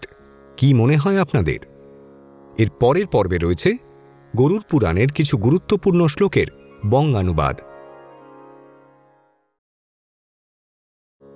পিতৃমাতৃ সমাং লোকে নাস্তনহুবন্তং পরম তস্মাৎ সর্বপ্রয়ত্নেন পূজয়েত পিতরৌ সদা হিতানামুপদেষ্টা হি প্রত্যক্ষ দৈবতং পিতা অন্যায়া দেবতা লোকেন দেহ প্রভবো হিতা। অর্থাৎ মাতা পিতার চেয়ে বড় আর কেউ হয় না। তাঁরাই আমাদের পরম পূজনীয় দেবতার সমান, যারা আমাদের জন্ম দিয়েছেন, পৃথিবী চিনিয়েছেন। যে মানব শরীর যে কোনো রকমের কৃচ্ছ সাধন এবং মোক্ষ লাভের জন্য গড়ে ওঠে, সেই মানব শরীরের সৃষ্টি করেন পিতা মাতা। তাই তাদেরকেই দেবতা জ্ঞানে পুজো করা উচিত। পিতামাতাই আমাদের একমাত্র সঠিক পথের দিশা দেখাতে সাহায্য করেন। যথা ন কৃষ্ণ শয়নং শূন্য সাগর কন্যায়া শয্যা মমাপশূন্যাস্তু তথা জন্মনি জন্মনি। অর্থাৎ ঠিক যে প্রকারে ভগবান বিষ্ণুর শয্যা সমুদ্রপুত্রী বা মা লক্ষ্মীর দ্বারা সম্পূর্ণ থাকে, ঠিক সেভাবেই আমাকে আশীর্বাদ করো হে প্রভু, যেন আমার শয্যাও কখনো খালি না থাকে। নিমন্ত্রিতাস্থু হে বিপ্রাহ শ্রাদ্ধ পূর্বদিনে খগঃ পবিশ্য পিতরস্তেষু ভুক্তয়া ইয়ান্তি সমাল্যম। অর্থাৎ শ্রাদ্ধানুষ্ঠানের দিন নিমন্ত্রিত অতিথিদের মধ্যে দিয়েই মৃত ব্যক্তির আত্মা শ্রাদ্ধের ভোজ গ্রহণ করেন এবং তারপর অতিথিদের পার্থিব শরীর থেকে বেরিয়ে তিনি আবার পুনরায় পরলোক গমন করে ফিরে যান। স্নানং দানং জপ হোম সাধ্যায় দেবতার্চনম यस्मिन् दिनेन सेवन्ते स वृथा दिवसो नृणाम। অর্থাৎ যেদিন স্নান দান জপ হোম কোনো কিছুই করা হয়ে ওঠে না, মনুষ্যকুলের কাছে সেই দিনটি ব্যর্থ দিন হিসেবে ধরে নেওয়া হয়। তাই নিজের দিন যাপন প্রতিদিন দান ধ্যান স্নান পূজা অর্চনার মধ্যে দিয়ে যাপন করা উচিত। এতে ভগবান সন্তুষ্ট হন এবং আপনার দিনও সুন্দর যাপন হবে। দেবাদিদেব ভূতেশ লোকা অর্থানুগ্রাহক জন্ময়া শ্রদ্ধয়া দত্তং প্রিয়তাং তেন মে প্রভু। অর্থাৎ দেবাদিদেব মহাদেব মঙ্গলময় দেবতা। তিনি সকলের মঙ্গল করেন, সকলের প্রতি কৃপা দৃষ্টি বর্ষণ করেন। হে প্রভু, আমি আমার যতটুকু সামর্থ্য আপনার কাছে সমর্পণ করেছি। দয়াপূর্বক আমার এই দান আপনি কৃপা করে গ্রহণ করুন। এর মাধ্যমেই আমাদের কল্যাণ হবে। ধর্ম স্বল্প অপি নৃপতে यदि सम्यागुपासितः द्विजदेव प्रसादेन स याति বহু বিস্তরম।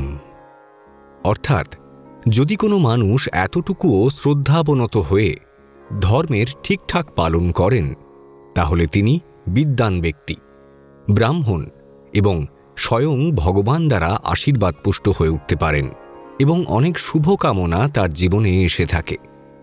यथा धेनु सहस्रेषु वत्स्य बिन्धति मातरम तथा पूर्वकृतं कर्म कर्तारमनुगच्छति। অর্থাৎ ভগবান বিষ্ণু তার বাহন পক্ষীরাজ গরুরকে জানাচ্ছেন, ঠিক যেমন একটি বাছুর হাজার হাজার গরুর ভিড়ের মধ্যে থেকেও নিজের মাকে ঠিক চিনতে পারে, ঠিক তেমনি আপনার পূর্বজন্মের কর্মফল পরজন্মে আপনাকে ঠিকই চিনে নেয় এবং আপনাকেই সে সারা জীবন অনুসরণ করে থাকে। আসন্ন মরণৌ মৃত ত্রয়শ্চে तीर्थं प्रतिनीयते तीर्थ प्राप्त भवेन मुक्ति म्रियते यदि मार्गगः पदे पदे क्रतु समं भवे तस्य न संशयः। অর্থাৎ কোনো মৃত্যু পথযাত্রী ব্যক্তিকে যদি কোনো তীর্থক্ষেত্রে নিয়ে যাওয়া হয় এবং তিনি সেই তীর্থক্ষেত্রে পৌঁছে মৃত্যুবরণ করেন, তাহলে তার আত্মা মুক্তি পেয়ে যায়। যদি তিনি তীর্থক্ষেত্র পর্যন্ত না পৌঁছে মাঝপথেই মারা যান, তাহলেও তিনি মুক্তিপ্রাপ্ত হন। আর তার সঙ্গে যারা তাকে তীর্থক্ষেত্রে পৌঁছতে সাহায্য করেছিল, তারাও প্রতি পদে পদে ভগবানের আশীর্বাদ প্রাপ্ত হতে হতে গমন করেন। অনেকানি চ শস্ত্রাণি স্বল্প বায়ু বিঘ্ন কোটিহ তস্মাৎ সারং বিজনিয়াত ক্ষীরহংস ইবাম ভাসি। অর্থাৎ বহু পূর্বকাল হতেই মনুষ্য জাতির অভ্যাস শাস্ত্র জ্ঞান লাভ করা। মানুষ চায় তার জীবৎকালে সবটুকু শাস্ত্রজ্ঞান লাভ করতে, কিন্তু তা কোনোভাবেই সম্ভবপর নয়। কারণ শাস্ত্রের সংখ্যা অনেক, কিন্তু মানুষের আয়ু স্বল্প। তাই মানুষের উচিত রাজহাঁসের ন্যায় জল থেকে দুধ আলাদা করে পান করার মতো সমস্ত শাস্ত্রের সার তত্ত্ব সংগ্রহ করে নেওয়া। এক্ষেত্রে মানুষের সমস্ত জ্ঞান সম্পূর্ণ হওয়া সম্ভব। বিষ্ণুর মাতা পিতা বিষ্ণুর বিষ্ণু স্বজন বান্ধবাঃ यत्र विष्णुं न पश्यामि तत्र वासेन किं मम जले विष्णु स्थले विष्णुर्विष्णु पर्वतमस्तके ज्वलामालाकुले विष्णु सर्वे विष्णुमयं जगत्। অর্থাৎ বিষ্ণু মাতা, বিষ্ণুই পিতা, আবার এই বিষ্ণুই স্বজন বান্ধব সবাই। যে স্থানে আমি বিষ্ণুকে দেখতে পাই না, সেই স্থানে আমার থাকার প্রবৃত্তি হয় না। কারণ আমার কাছে বিষ্ণু জলে রয়েছে, স্থলে রয়েছে, পর্বত শৃঙ্গেও রয়েছে ভগবান বিষ্ণু।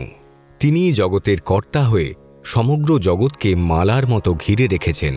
এই জগৎ বিষ্ণুময়। তুমি যেদিকেই তাকাবে শুধু ভগবান বিষ্ণুকেই দেখতে পাবে। দয়াং কুরু প্রবন্যায়ে তবাস্মিতি চ যো বদেত অভয়ং সর্বভূতেভ্যঃ দদ্যাদেতদ ব্রতং হরে। অর্থাৎ যে মানুষ ভগবানকে উদ্দেশ্য করে বলেন, হে নাথ, আমাকে তোমার শরণে আশ্রয় দাও, তুমি আমায় জগতের যাবতীয় অপরাধ অশান্তি থেকে বাঁচাও, ভগবান তখন সেই ব্যক্তিকে এই জগতের যাবতীয় বিষয়ে লড়বার শক্তি দান করেন, যাতে সে আর কোনো বিষয়ে ভীতু না হয়ে পড়ে। পুণ্যামনরকাধস্মাৎ পীতরং ত্রায়তে সুতঃ তস্মাৎ পুত্র ইতি প্রোহ ইহ চাপি परत्र चः। অর্থাৎ যখন পিতামাতার মৃত্যু ঘটে তখন একমাত্র পুত্রই পিতামাতাকে নরকের কুচক্র থেকে বাঁচিয়ে নিয়ে আসে। সে এমন কাজ করার ক্ষমতা রাখে বলেই তার নাম হয়েছে পুত্র। পরাধীনমভূত সর্বং মমঃ মূর্খো শিরোমণে महता पुण्ययोगेन मनुष्यं लब्धवाहनम।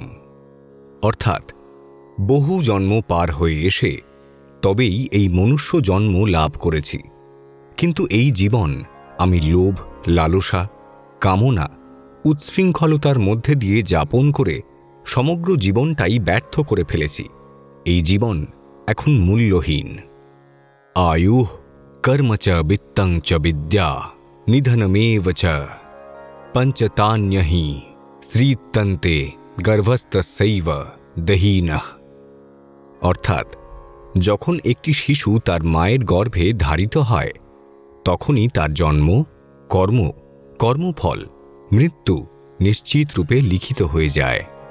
বিপ্রাহ মন্ত্রাহ কুশা বহ্নি তুলসী চ খগেশ্বরঃ নৈতে নির্মাল্যতা यान्ति ক্রিয়মাণা পুনঃ পুনঃ।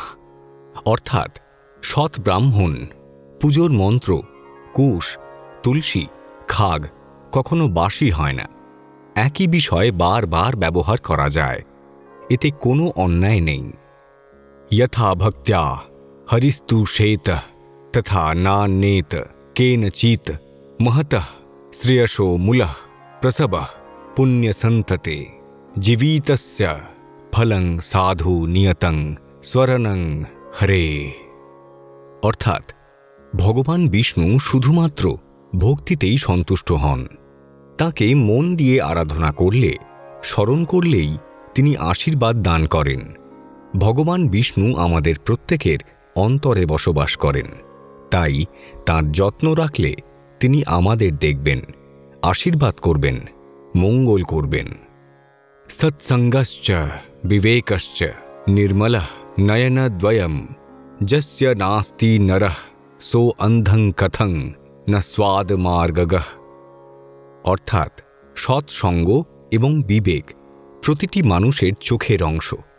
অর্থাৎ তাদের দৃষ্টি তাদের চরিত্র বর্ণনা করে। যে ব্যক্তির মধ্যে এই দুইটির একটিও উপস্থিত নেই সে মনুষ্য জাতির অনুগত নয়। কুমার্গ দর্শন করে সে ক্রমে কুপথেই চলে গেছে। মৃতম শরীরাঃ অমৃতসৃজঃ কাষ্ঠ লৌষ্ঠ সমক্ষিতঃ বান্ধব বিমুখ यान्ति ধর্মস্তম অনুগচ্ছতি গৃহেস্বর্ধা নিবর্তন্তে शशाना मित्र बांधव शरीरम बहिरादन्ते सुकृतं दुष्कृतं ब्रजेत शरीरम बन्हीन दग्धम पुण्यम पापम सहस्थितम। অর্থাৎ মানুষ এই পৃথিবীতে একা আসে এবং একাই মৃত্যুবরণ করে। তার সঙ্গে শুধুমাত্র তার পাপ পুণ্যের ফলাফল সঙ্গী হয়।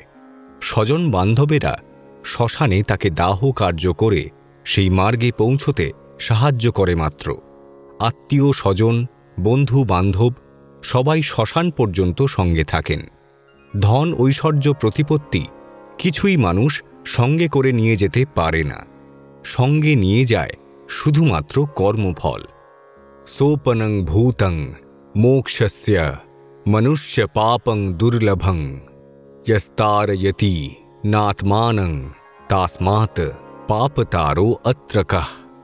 অর্থাৎ ব্রহ্মজনী সবচেয়ে সুন্দর জনি বা জন্ম বলে মনে করা হয়। অনেক সাধনার ফলে কেউ মানুষ জন্ম গ্রহণ করেন। সেই মানব জন্মকে শেষ পর্যন্ত উদ্ধার করে সৎ সংস্পর্শে রাখা মনুষ্য জাতির কর্তব্য। যে মানুষ নিজেকে উদ্ধার করতে অক্ষম হয় সে মানুষ রূপের সদ্ব্যবহার করতে পারেনি বলা চলে। গরুর পুরাণ পাঠের অনেক অসুবিধে ও শাস্তির কথা আমরা পূর্বে জেনেছি, কিন্তু গরুর পুরাণ পাঠের কিছু উপকারিতাও রয়েছে যা রাতারাতি পাল্টে দিতে পারে আপনার চিন্তা ভাবনাকে। আসুন জেনে নেওয়া যাক কি সেই উপকারিতাগুলি। সবার আগে বলা প্রয়োজন, এই মহান গরুড় পুরাণ পড়ার কোনো অসুবিধে নেই। এটি একটি জনপ্রিয় ভুল ধারণা যে আমাদের বাড়িতে গরুড় পুরাণ বই থাকা উচিত নয়, কারণ এটি অশুভ বলে বিবেচিত হয়। গরুড় পুরাণ হল একমাত্র পবিত্র পাঠ যা মৃত্যুর পরের জীবন, আত্মার যাত্রা, মৃত্যু এবং এর পরবর্তী ঘটনা, পুনর্জন্ম বা পুনর্জন্ম সম্পর্কে কথা বলে। হিন্দু ধর্ম অনুসারে শেষ সংস্কার বা মানুষের জীবনের শেষ যাত্রা, অন্ত্যেষ্টিক্রিয়া এবং অন্যান্য অনুষ্ঠানের সাথে সম্পর্কিত। পুরাণে দ্বারলোক তথা যমলোক এবং বিভিন্ন ধরনের নরক লোক সম্পর্কে বর্ণনা রয়েছে। আত্মার অভিজ্ঞতাগুলি কর্ম এবং মোক্ষের আইন অনুসারে এবং আমাদের জীবদ্দশায় সংঘটিত পাপের জন্য বিভিন্ন ধরনের শাস্তির সাথে ব্যাখ্যা করা হয়েছে। একটি প্রথা হিসেবে হিন্দু ঐতিহ্যবাহী পরিবারগুলিতে যখনই একটি পরিবারের মৃত্যু ঘটে, প্রথম দিন থেকে ১৩তম দিনের অনুষ্ঠান পর্যন্ত গরুড় পুরাণ পাঠ করা হয়। যিনি পিতা মাতার মৃত্যু উপলক্ষে গরুড় পুরাণ শ্রবণ করেন তিনি অনেক পুণ্য লাভ করেন, এমনকি পিতামাতাও মুক্তি লাভ করেন। অন্যরা যারা বর্ণনা করে এবং যারা এই পবিত্র পুরাণ শ্রবণ করে তারা পাপ থেকে মুক্তি পাবে। কিভাবে আমরা আমাদের দৈনন্দিন জীবনে গরুড় পুরাণের ইতিবাচক দিকগুলি প্রয়োগ করতে পারি? গরুড় পুরাণ অনুসারে যেহেতু আমরা জানি মৃত্যু অনিবার্য, তাই আমাদের উচিত যে কোনো কাছের মানুষের মৃত্যুকে মেনে নিয়ে আমাদের জীবনে এগিয়ে যাওয়া। জীবনের প্রতিটি মুহূর্ত উপভোগ করুন। আমাদের মুখে হাসি নিয়ে এবং ধর্ম অনুযায়ী বেঁচে থাকার চেষ্টা করুন। আমাদের সর্বদা মৃত ব্যক্তির শেষকৃত্য করা উচিত এবং আমাদের সংস্কৃতি ও ঐতিহ্য অনুসরণ করা উচিত। মানুষের মনে রাখা উচিত গরুড় পুরাণ আমাদের শিক্ষা দেয় যে বস্তুবাদী জিনিস থেকে সর্বদা নিজেকে দূরে রাখাই শ্রেয়। শুধু তাই নয়, মানুষ এক জীবনে সব কিছু পায় না, সম্ভবও নয়, কিন্তু তা পাওয়ার লোভে কারোর সঙ্গে প্রতারণা করে নিজের পাপ বাড়ানোর চেয়ে উচিত সেই বস্তু থেকে নিজের সংযোগ কমিয়ে ফেলা। সর্বদা ঈশ্বরের নাম জপ করুন এবং এইভাবেই মানুষ তার কর্মের ভার কমাতে সক্ষম হতে পারে। পুরাণ এসেছে সদাচার অর্থাৎ নৈতিক ও ধর্মীয় উভয় অর্থেই সঠিক আচরণ, সার্বজনীন মূল্যবোধ এবং বেদান্তিক সত্য যা সমস্ত মানবজাতির জন্য আবেদন করে। তাদের উদ্দেশ্য হল মানুষকে অনুপ্রাণিত করা এবং দৈনন্দিন জীবনে সেই মূল্যবোধের অনুশীলন করা। এটি করার জন্য পুরাণ বিভিন্ন গল্প ব্যবহার করে। নরকের বর্ণনা প্রতিটি পুরাণে এসেছে, শুধুমাত্র গরুড় পুরাণ নয়, এবং তাদের উদ্দেশ্য পাঠকদের ভয় দেখানো নয়, বরং তাদের কর্মসিদ্ধান্তের মতবাদ সম্পর্কে সচেতন করা এবং মূল্যবোধ ও কর্তব্য পালন করা। তাই হ্যাঁ, যে কোনো সময় গরুড় পুরাণ পড়া ঠিক আছে। গরুড় পুরাণ পড়ার সময় শুধু দরকার মনের বাহ্যিক এবং আভ্যন্তরীণ বিশুদ্ধতা। গরুড় পুরাণ শুধুমাত্র মৃত্যু অনুষ্ঠানের সময় বাড়িতে পাঠ করা হয়। সাধারণত এটির বিষয়বস্তুর কারণে মানুষের অন্য সময়ে এটি পড়া বা শোনা উচিত নয়, যা কর্ম এবং মৃত্যুর পরে শাস্তির সাথে সম্পর্কিত। গরুড় পুরাণের সারমর্ম হল, অনেক লোক মনে করে যে গরুড় পুরাণ একটি ভীতিকর বই যা মানুষের মনে ভয় জাগিয়ে তোলে, কারণ এই পুরাণ বলে যে একজন ব্যক্তির মৃত্যুর পরে কি ঘটে। এটি আপনাকে 4টি দরজা সম্পর্কে বলে, যার মাধ্যমে আত্মা শরীর থেকে মুক্তি পায়। উত্তর দরজা অর্থাৎ চোখ এবং মাথা, যা সবচেয়ে শুভ। দক্ষিণ দরজা জননাঙ্গ বা পা, যেটি সবচাইতে খারাপ। কে এবং কিভাবে আত্মা নিতে আসে তা বলে গরুড় পুরাণ। এটিও বলে যে পথে কি ঘটে যখন আত্মা প্রতিটি দরজা দিয়ে ভ্রমণ করে। প্রতিটি দিকের আলাদা পথ এবং প্রতিটি কর্মের শাস্তি রয়েছে। এটাও বলে যে কোন ধরনের কর্মফল কোন শাস্তি ও পুরস্কার দেয়, কিভাবে একটি আত্মা তার কর্ম অনুসারে ভোগে বা ভোগ করে এবং শেষ পর্যন্ত কোন যোনি বা জন্ম প্রাপ্ত হয়। মৃত্যু সম্পর্কে প্রতিটি সামান্য বিশদ, অকাল, স্বাভাবিক বা বয়স্ক, মৃতদেহ নিখোঁজ এবং অন্তিম সংস্কার পদ্ধতি গরুড় পুরাণে বর্ণিত রয়েছে। কে কাকে মুখাগ্নি দেবে তাও বর্ণিত রয়েছে এখানে। অবশেষে গরুড় পুরাণ সবচেয়ে গুরুত্বপূর্ণ বার্তা দেয়, আত্মার কখনোই মৃত্যু ঘটে না। এটি কেবল দেহ যা ফেলে দেওয়া হয়, এবং যেহেতু এই কথাটি ভগবান বিষ্ণুর দ্বারা গরুড়ের কাছে বর্ণনা করা হয়েছে, তাই এটি ইঙ্গিত করে যে মানুষকে এই জীবন দেওয়া হয়েছে তাদের মোক্ষ বা শ্রী হরি বিষ্ণুর সাথে একীকরণের উদ্দেশ্য অর্জনের জন্য। কিন্তু গরুড় পুরাণে রয়েছে যে এই বইয়ের উদ্দেশ্য মানুষকে তাদের কর্মের সাথে সংযুক্ত রাখা, এই ভয় জাগিয়ে তোলা যে এই ধরনের কঠিন শাস্তি হচ্ছে গুরুতর অপকর্মের ফল। প্রতিদিন গরুড় পুরাণ পাঠের কিছু দৈনন্দিন উপকারিতা হল: ১. কোনো নেতিবাচক জিনিস আপনাকে প্রভাবিত করতে পারবে না, কারণ গরুড় পুরাণ পাঠের ফলে আপনি এই জিনিসের সবচেয়ে ক্ষতিকর প্রভাবের কথা জেনে গেছেন, তাই এর প্রভাব আপনার ওপর আর পড়া মুশকিল। ২. যে কোনো কাজ শুরু করার আগে বা করার সময় আপনি সব সময় চিন্তা করুন তা সঠিক নাকি ভুল। আপনার মনে কোনো কাজের জন্য সঠিক এবং ভুল সম্পর্কে কোনো বিভ্রান্তি বা বিভ্রম থাকবে না। ৩. শাস্তির পাশাপাশি গরুড় পুরাণে আরও অনেক কিছুর উল্লেখ আছে যা রুটিন লাইফেও কার্যকর। ৪. এই পৃথিবীতে কেউ কারোর নয়, কারণ আপনাকে নিজের জন্য কষ্ট পেতে হবে। ৫. মৃত্যুর পরে সমস্ত সম্পত্তি এখানে থাকবে, কেবল আত্মা এবং কর্ম যমলোকে যাবে। ৬. মৃত্যুর পরে পাপীদের জন্য অনেক দুর্দশা রয়েছে। নপুংসকরা কোনো প্রকার দয়া দেখায় না। ৭. আত্মা প্রিয়জনের স্মৃতিতে প্রচণ্ডভাবে শোক করে, যখন প্রিয়জনরা শুধুমাত্র মৃত ব্যক্তির সম্পত্তিতে আগ্রহী। ৮. মৃত্যুর সময় সমস্ত ভালো এবং খারাপ কাজের সংক্ষিপ্ত বিবরণ রয়েছে। ৯. শ্রাবণ এবং শ্রাবণী নামক দেবতারা যমরাজের সামনে হাজির হন আমাদের কর্মের সাক্ষ্য দিতে। ১০. বৈতরণী নদীর তীরে পৌঁছলেই জানা যায় গৌড়ের গুরুত্ব। ১১. এখনও সময় আছে, ভালো কাজ করুন, অন্যকে সম্মান করুন, নইলে ভয়াবহ নরক ভোগ করতে প্রস্তুত থাকুন। অবশ্যম অনুভোক্তব্যম কৃতম কর্ম শুভাশুভম না ভুক্তম শীয়তে কর্মকল্পকোটি শতপি। ভালো মন্দ কর্মের ফল নিশ্চিতভাবে ভোগ করতে হয়।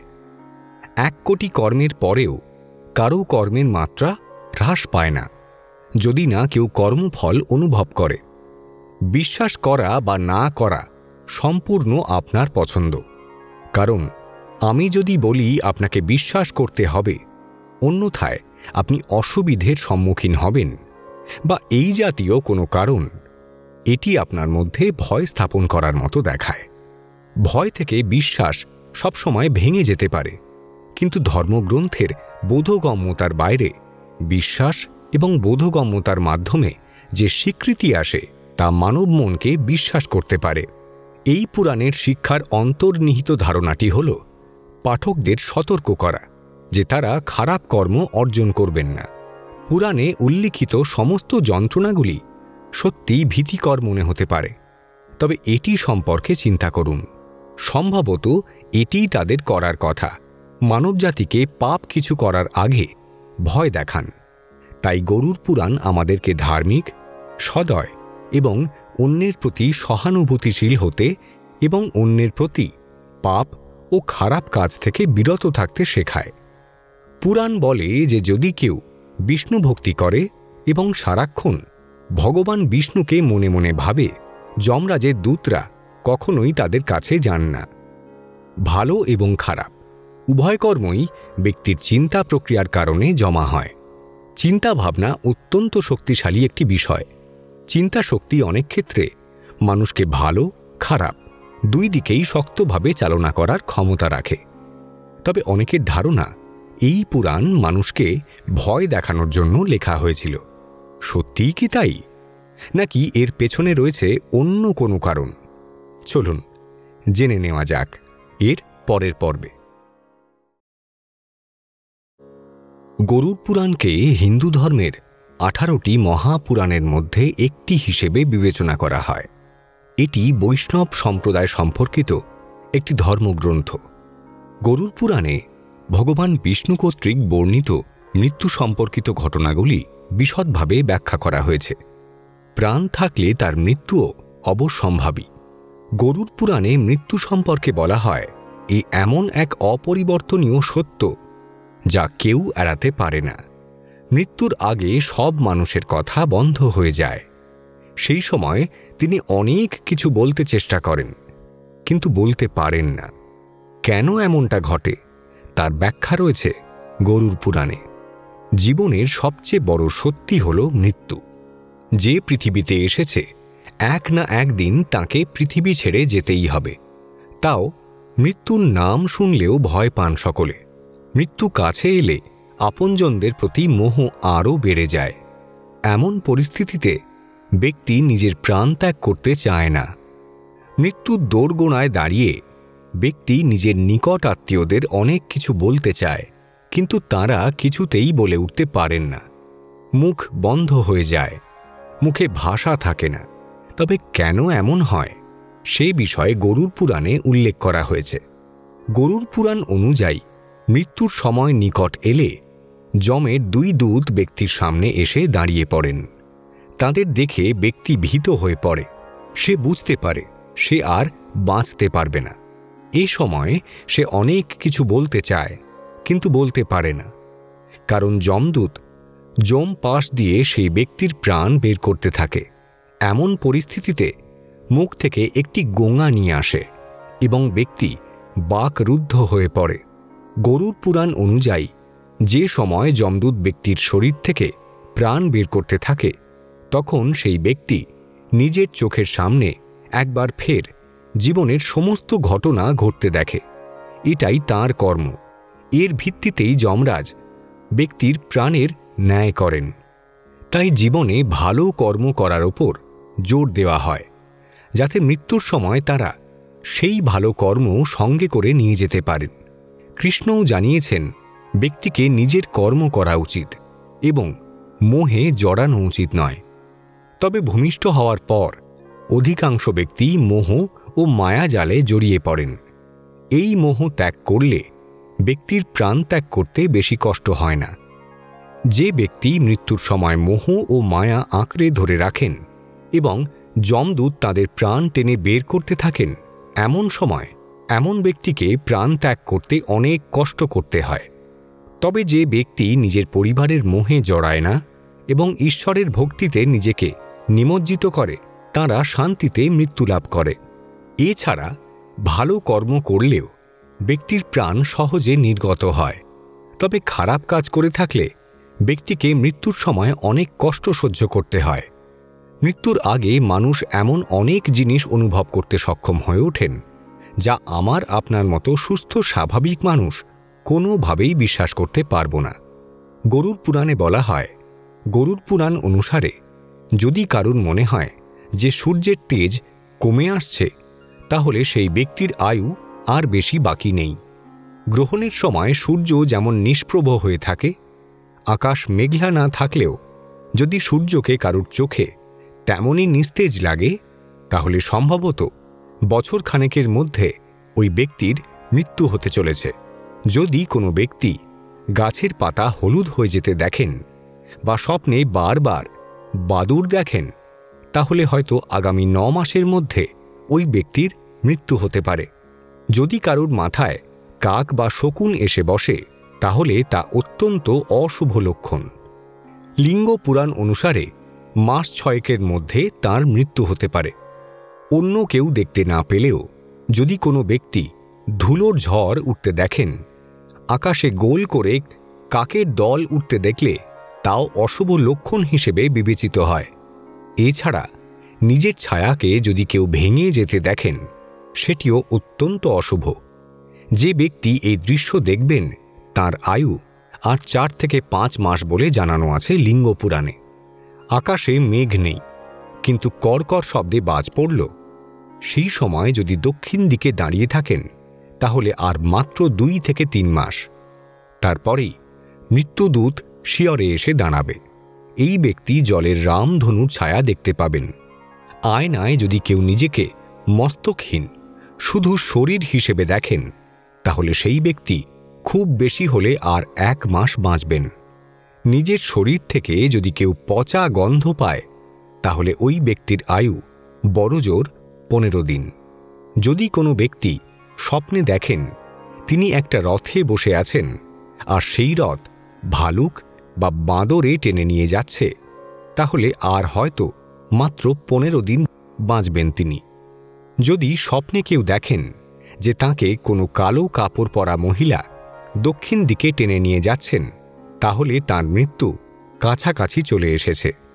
যদি কোনো ব্যক্তির জিভ শক্ত ও কালো হয়ে যায় এবং তার মুখ যদি ক্রমশ লাল হয়ে ওঠে, তাহলে বুঝে নিন যে তার মৃত্যু দরজায় এসে দাঁড়িয়েছে। এমনই আরও নানান রকম নির্দেশ গরুড় পুরাণ আমাদের শেখায়। কিছু দৃষ্টিভঙ্গিতে এই অবিরত অস্তিত্ব একটি আধ্যাত্মিক রাজ্যে সঞ্চালিত হয়, যখন অন্যদের মধ্যে ব্যক্তি এই পৃথিবীতে পুনর্জন্ম নিতে পারে এবং আবার জীবনচক্র শুরু করতে পারে, সম্ভবত তারা অতীতে যা করেছে তার কোনো স্মৃতি ছাড়াই। এই পরবর্তী দৃষ্টিভঙ্গিতে এই ধরনের পুনর্জন্ম এবং মৃত্যু বারবার ঘটতে পারে, যতক্ষণ না ব্যক্তি একটি আধ্যাত্মিক রাজ্যে বা অন্য জগতে প্রবেশ করে। পরকালের প্রধান মতামত ধর্ম, রহস্যবাদ এবং অধিবিদ্যা থেকে প্রাপ্ত। গরুড় পুরাণ অনুসারে ব্যক্তি মৃত্যুর পরবর্তী জীবনে কাক হয়ে জন্মাতে পারেন। শুধু তাই নয়, গরুড় পুরাণে এটাও বলা হয়েছে যে যারা আমন্ত্রিত অতিথি হন বা অন্যের বাড়িতে বিনা আমন্ত্রণে চলে যান, তারা পরের জন্মে শুধু কাক হন না, তাদের শাস্তিও দেওয়া হয় চরম। যে ব্যক্তির বাড়িতে অতিথি আসতে চলেছে তারা আগত অতিথির জন্য প্রস্তুত থাকতে পারেন। এই কারণেই বাড়ির ছাদে কাক ডাকলে বলা হয় অতিথি আসছে। তাই শ্রীমদ্ ভগবদ্ গীতা আমাদের শেখায়, নিজ জীবৎকালে যতটুকু সম্ভব সৎকর্ম করো, সৎসঙ্গ লাভ করো, সৎ ধর্ম পালন করো। সৎ জীবন ধারণ করলে পরকালে গরুড় পুরাণ অনুসারে তা আপনাকে স্বর্গীয় মার্গ দর্শন করতে সাহায্য করবে।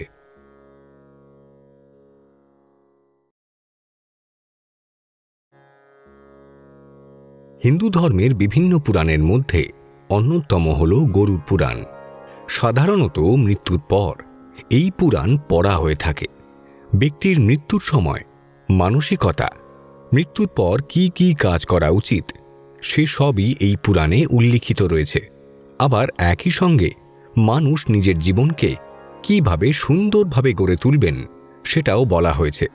গরুড় পুরাণে এমন কিছু কথা বলা হয়েছে যেগুলো জীবনে প্রয়োগ করলে মানুষ অনেক সুখী হয়। এখানে গরুকে এক বিশেষ স্থান দেওয়া হয়েছে। এই জিনিসগুলো একবার করলে মানুষ জীবনে কতটা সুখ ও শান্তি পেতে পারেন সেটা সেই কাজ করার পরেই তিনি বুঝতে পারেন। গরুড় পুরাণ আসলে বিষ্ণু পুরাণেরই একটি অংশ। এই পুরাণ মূলত ভগবান বিষ্ণু এবং তার বাহন গরুড়ের মধ্যে একটি কথোপকথন বলা যায়। পুরাণ পড়ার সময় একটি জিনিস যা আমার মন উপলব্ধি করে তা হল লাল ঘোড়া দ্বারা টানা আকাশে একটি বায়বীয় গাড়িতে চড়ে ঈশ্বর অঙ্গারক অর্থাৎ মঙ্গলের বর্ণনা। আধুনিক বিজ্ঞানের মতে মঙ্গলই আসলে সেই লাল গ্রহ। এখানে রয়েছে ধন্বন্তরী সংহিতা অর্থাৎ আয়ুর্বেদ নিয়ে, যা গরুড় পুরাণের একটি অংশ, এবং এটি সুশ্রুতের সঙ্গে ভগবান ধন্বন্তরীর কথোপকথনের একটি দলিল।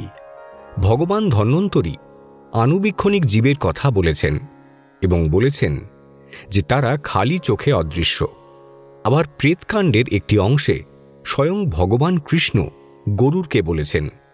এখানে 8,04,00,000 প্রজাতির প্রাণী 4টি প্রধান শ্রেণীতে বিভক্ত। তা হল অন্ডজ অর্থাৎ ডিম থেকে জন্মগ্রহণকারী, স্বেদজ অর্থাৎ বাঘের মতো ঘাম থেকে জন্মগ্রহণকারী, উদ্ভিজ্জ অর্থাৎ বীজ থেকে জন্মগ্রহণকারী এবং জরায়ুজ অর্থাৎ জরায়ু থেকে জন্মগ্রহণকারী সন্তান। এই বাক্যটি বলে যে মানুষ পশু থেকে এসেছে, ঠিক ডারউইন তত্ত্বের মতো। জীবদের মধ্যে প্রাণীরা শ্রেষ্ঠ, প্রাণীদের মধ্যে বুদ্ধিমানরাই শ্রেষ্ঠ, বুদ্ধিমানদের মধ্যে পুরুষই শ্রেষ্ঠ এবং পুরুষদের মধ্যে ব্রাহ্মণরাই শ্রেষ্ঠ। এমনকি ব্রাহ্মকাণ্ডে পরমাণু এবং তাদের বিভাজ্যতা সম্পর্কে আলোচনা রয়েছে। ভগবান কৃষ্ণ: শাশ্বত জ্ঞানের সন্ধানকারীর জানা উচিত যে জড় বস্তুগুলি অসীম কণা দ্বারা গঠিত। হে পাখি, তোমার জানা উচিত যে জড় বস্তুর শ্রেণীতে বিশেষ নামক একটি শ্রেণী আছে, যার মধ্যে চূড়ান্ত বিশেষা হল পরমাণু। গরুর বলছেন, ওহে কৃষ্ণ, ওহে মাধব, হে সতত্বের ভগবান, তুমি বলো যে পদার্থের পরম কণা পরমাণু। এটা এখনও আমার কাছে পরিষ্কার নয়। চূড়ান্ত কণা অবিভাজ্য, যা বিভাজ্য তা চূড়ান্ত কণা হতে পারে না। এই দৃষ্টিভঙ্গি অপরিবর্তনীয়, তাই এটি আমার কাছে প্রদর্শিত হয়। শ্রীকৃষ্ণ বলছেন, এমন কিছু বিশেষজ্ঞ আছেন যারা পদার্থের বিভাজ্য কণা বুঝতে পারেন, কিন্তু চূড়ান্ত কণা নয়। ঋষিরা চূড়ান্ত কণাকে বিশেষা বলে ঘোষণা করেন। প্রাচীন ঋষিদের দৃষ্টিভঙ্গি অনুসরণ করে দার্শনিক কানার এবং গৌতম ও পাখিদের প্রভু সমর্থন করেছেন যে পরমাণু নামক চূড়ান্ত বিশেষা অবিভাজ্য, অসীম কণাগুলি বিভাজ্য।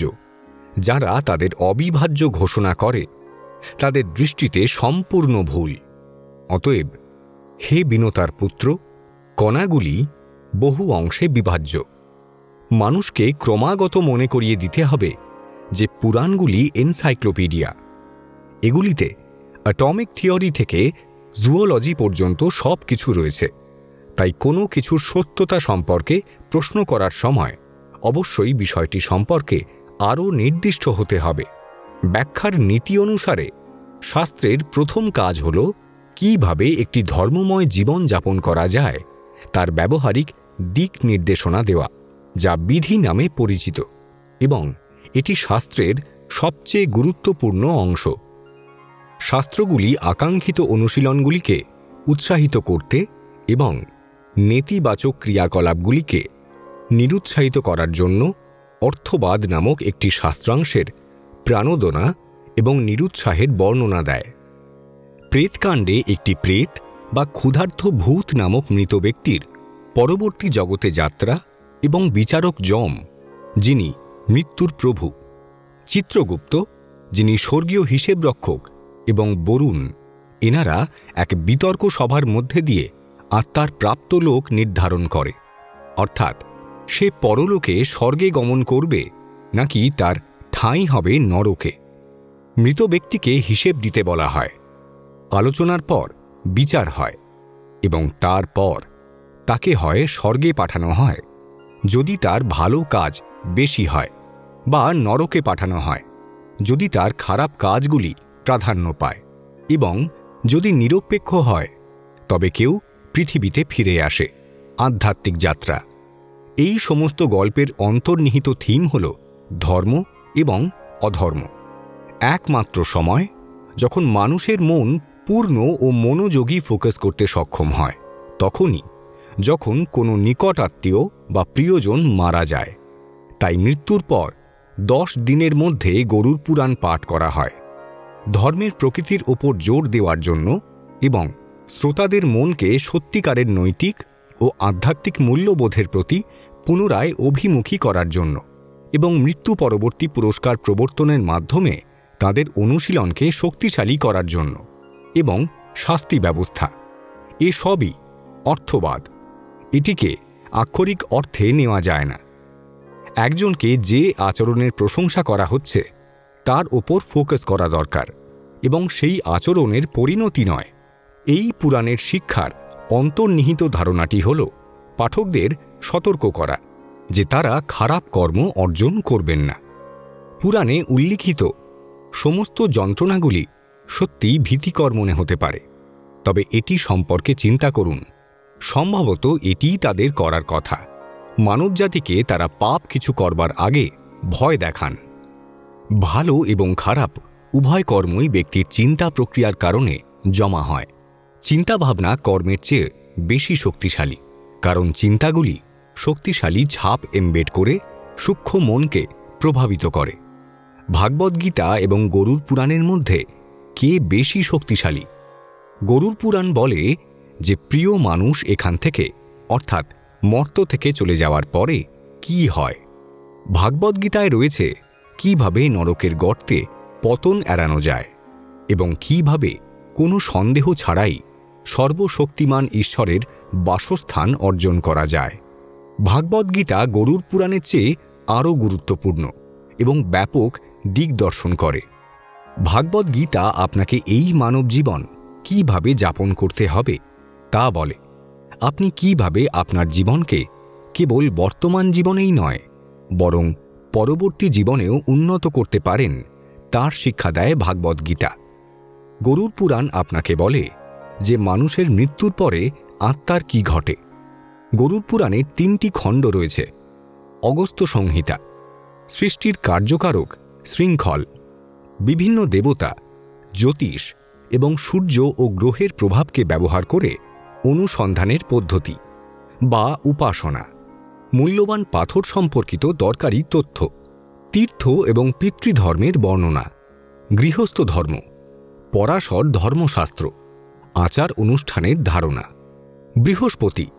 বৃহস্পতি বা নীতিসার সংহিতা, আচার আচরণ, সঞ্চয় ও অর্থনীতি, রাজা ও তার কর্মকর্তাদের বৈশিষ্ট্য, পরামর্শ, বন্ধু ও শত্রুদের স্বীকৃতি, বিভিন্ন ব্রতের বর্ণনা, পুরুর বংশ এবং জনমেজয়, রামায়ণ, হরিবংশ, মহাভারত ইত্যাদির পরে আসা রাজারা, ধন্বন্তরী সংহিতা, অসুখ, রোগ ও তার নিরাময়, ওষুধের রেসিপি, কাটা, ক্ষত, খোসা, পোড়া ইত্যাদির চিকিৎসা, সাপের কামড়ের চিকিৎসা, গরুর রোগ ও তাদের চিকিৎসা, ধোঁয়া যৌগের রেসিপি, বিদ্যা, বিষ্ণু ধর্ম, গরুর, ত্রিপুরা এবং চূড়ামণি, ঘোড়ার চিকিৎসা, বিভিন্ন ওষুধের নাম ও তাঁদের ব্যবহার, মহাবিশ্বের বিলুপ্তি, অস্তিত্বের চাকা, যোগব্যায়াম, বৈষ্ণবের ধারণা ও আচার, মন ও স্তোত্র, যোগের 8টি অপরিহার্য বিষয় এবং এমনকি গীতার একটি সংক্ষিপ্তসার এই খণ্ডের আলোচ্য বিষয়। গরুড় পুরাণ আসলে এক বিশাল মহাসাগর, যেখান থেকে বারবার নানা মন্তব্য, নানা বাণী, নানা উপদেশ মনুষ্যকুলের উদ্দেশ্যে ভেসে আসে বলা চলে। আমাদের প্রত্যেকের উচিত পুরাণে কথিত উপদেশ মেনে চলার চেষ্টা করা, তাহলে অন্তত মানুষ তার নিজ কর্মফলের ভার কমাতে সাহায্য করতে পারে। গরুড় পুরাণ আমাদের সেই নির্দেশই দিয়ে চলেছে। শুনছিলেন গরুড় পুরাণ, পৌরাণিক ইতিহাস। আপনারা শুনছেন কুকু FM। শুনুন যা মন চায়। সঙ্গে রয়েছি আমি শুভজিৎ।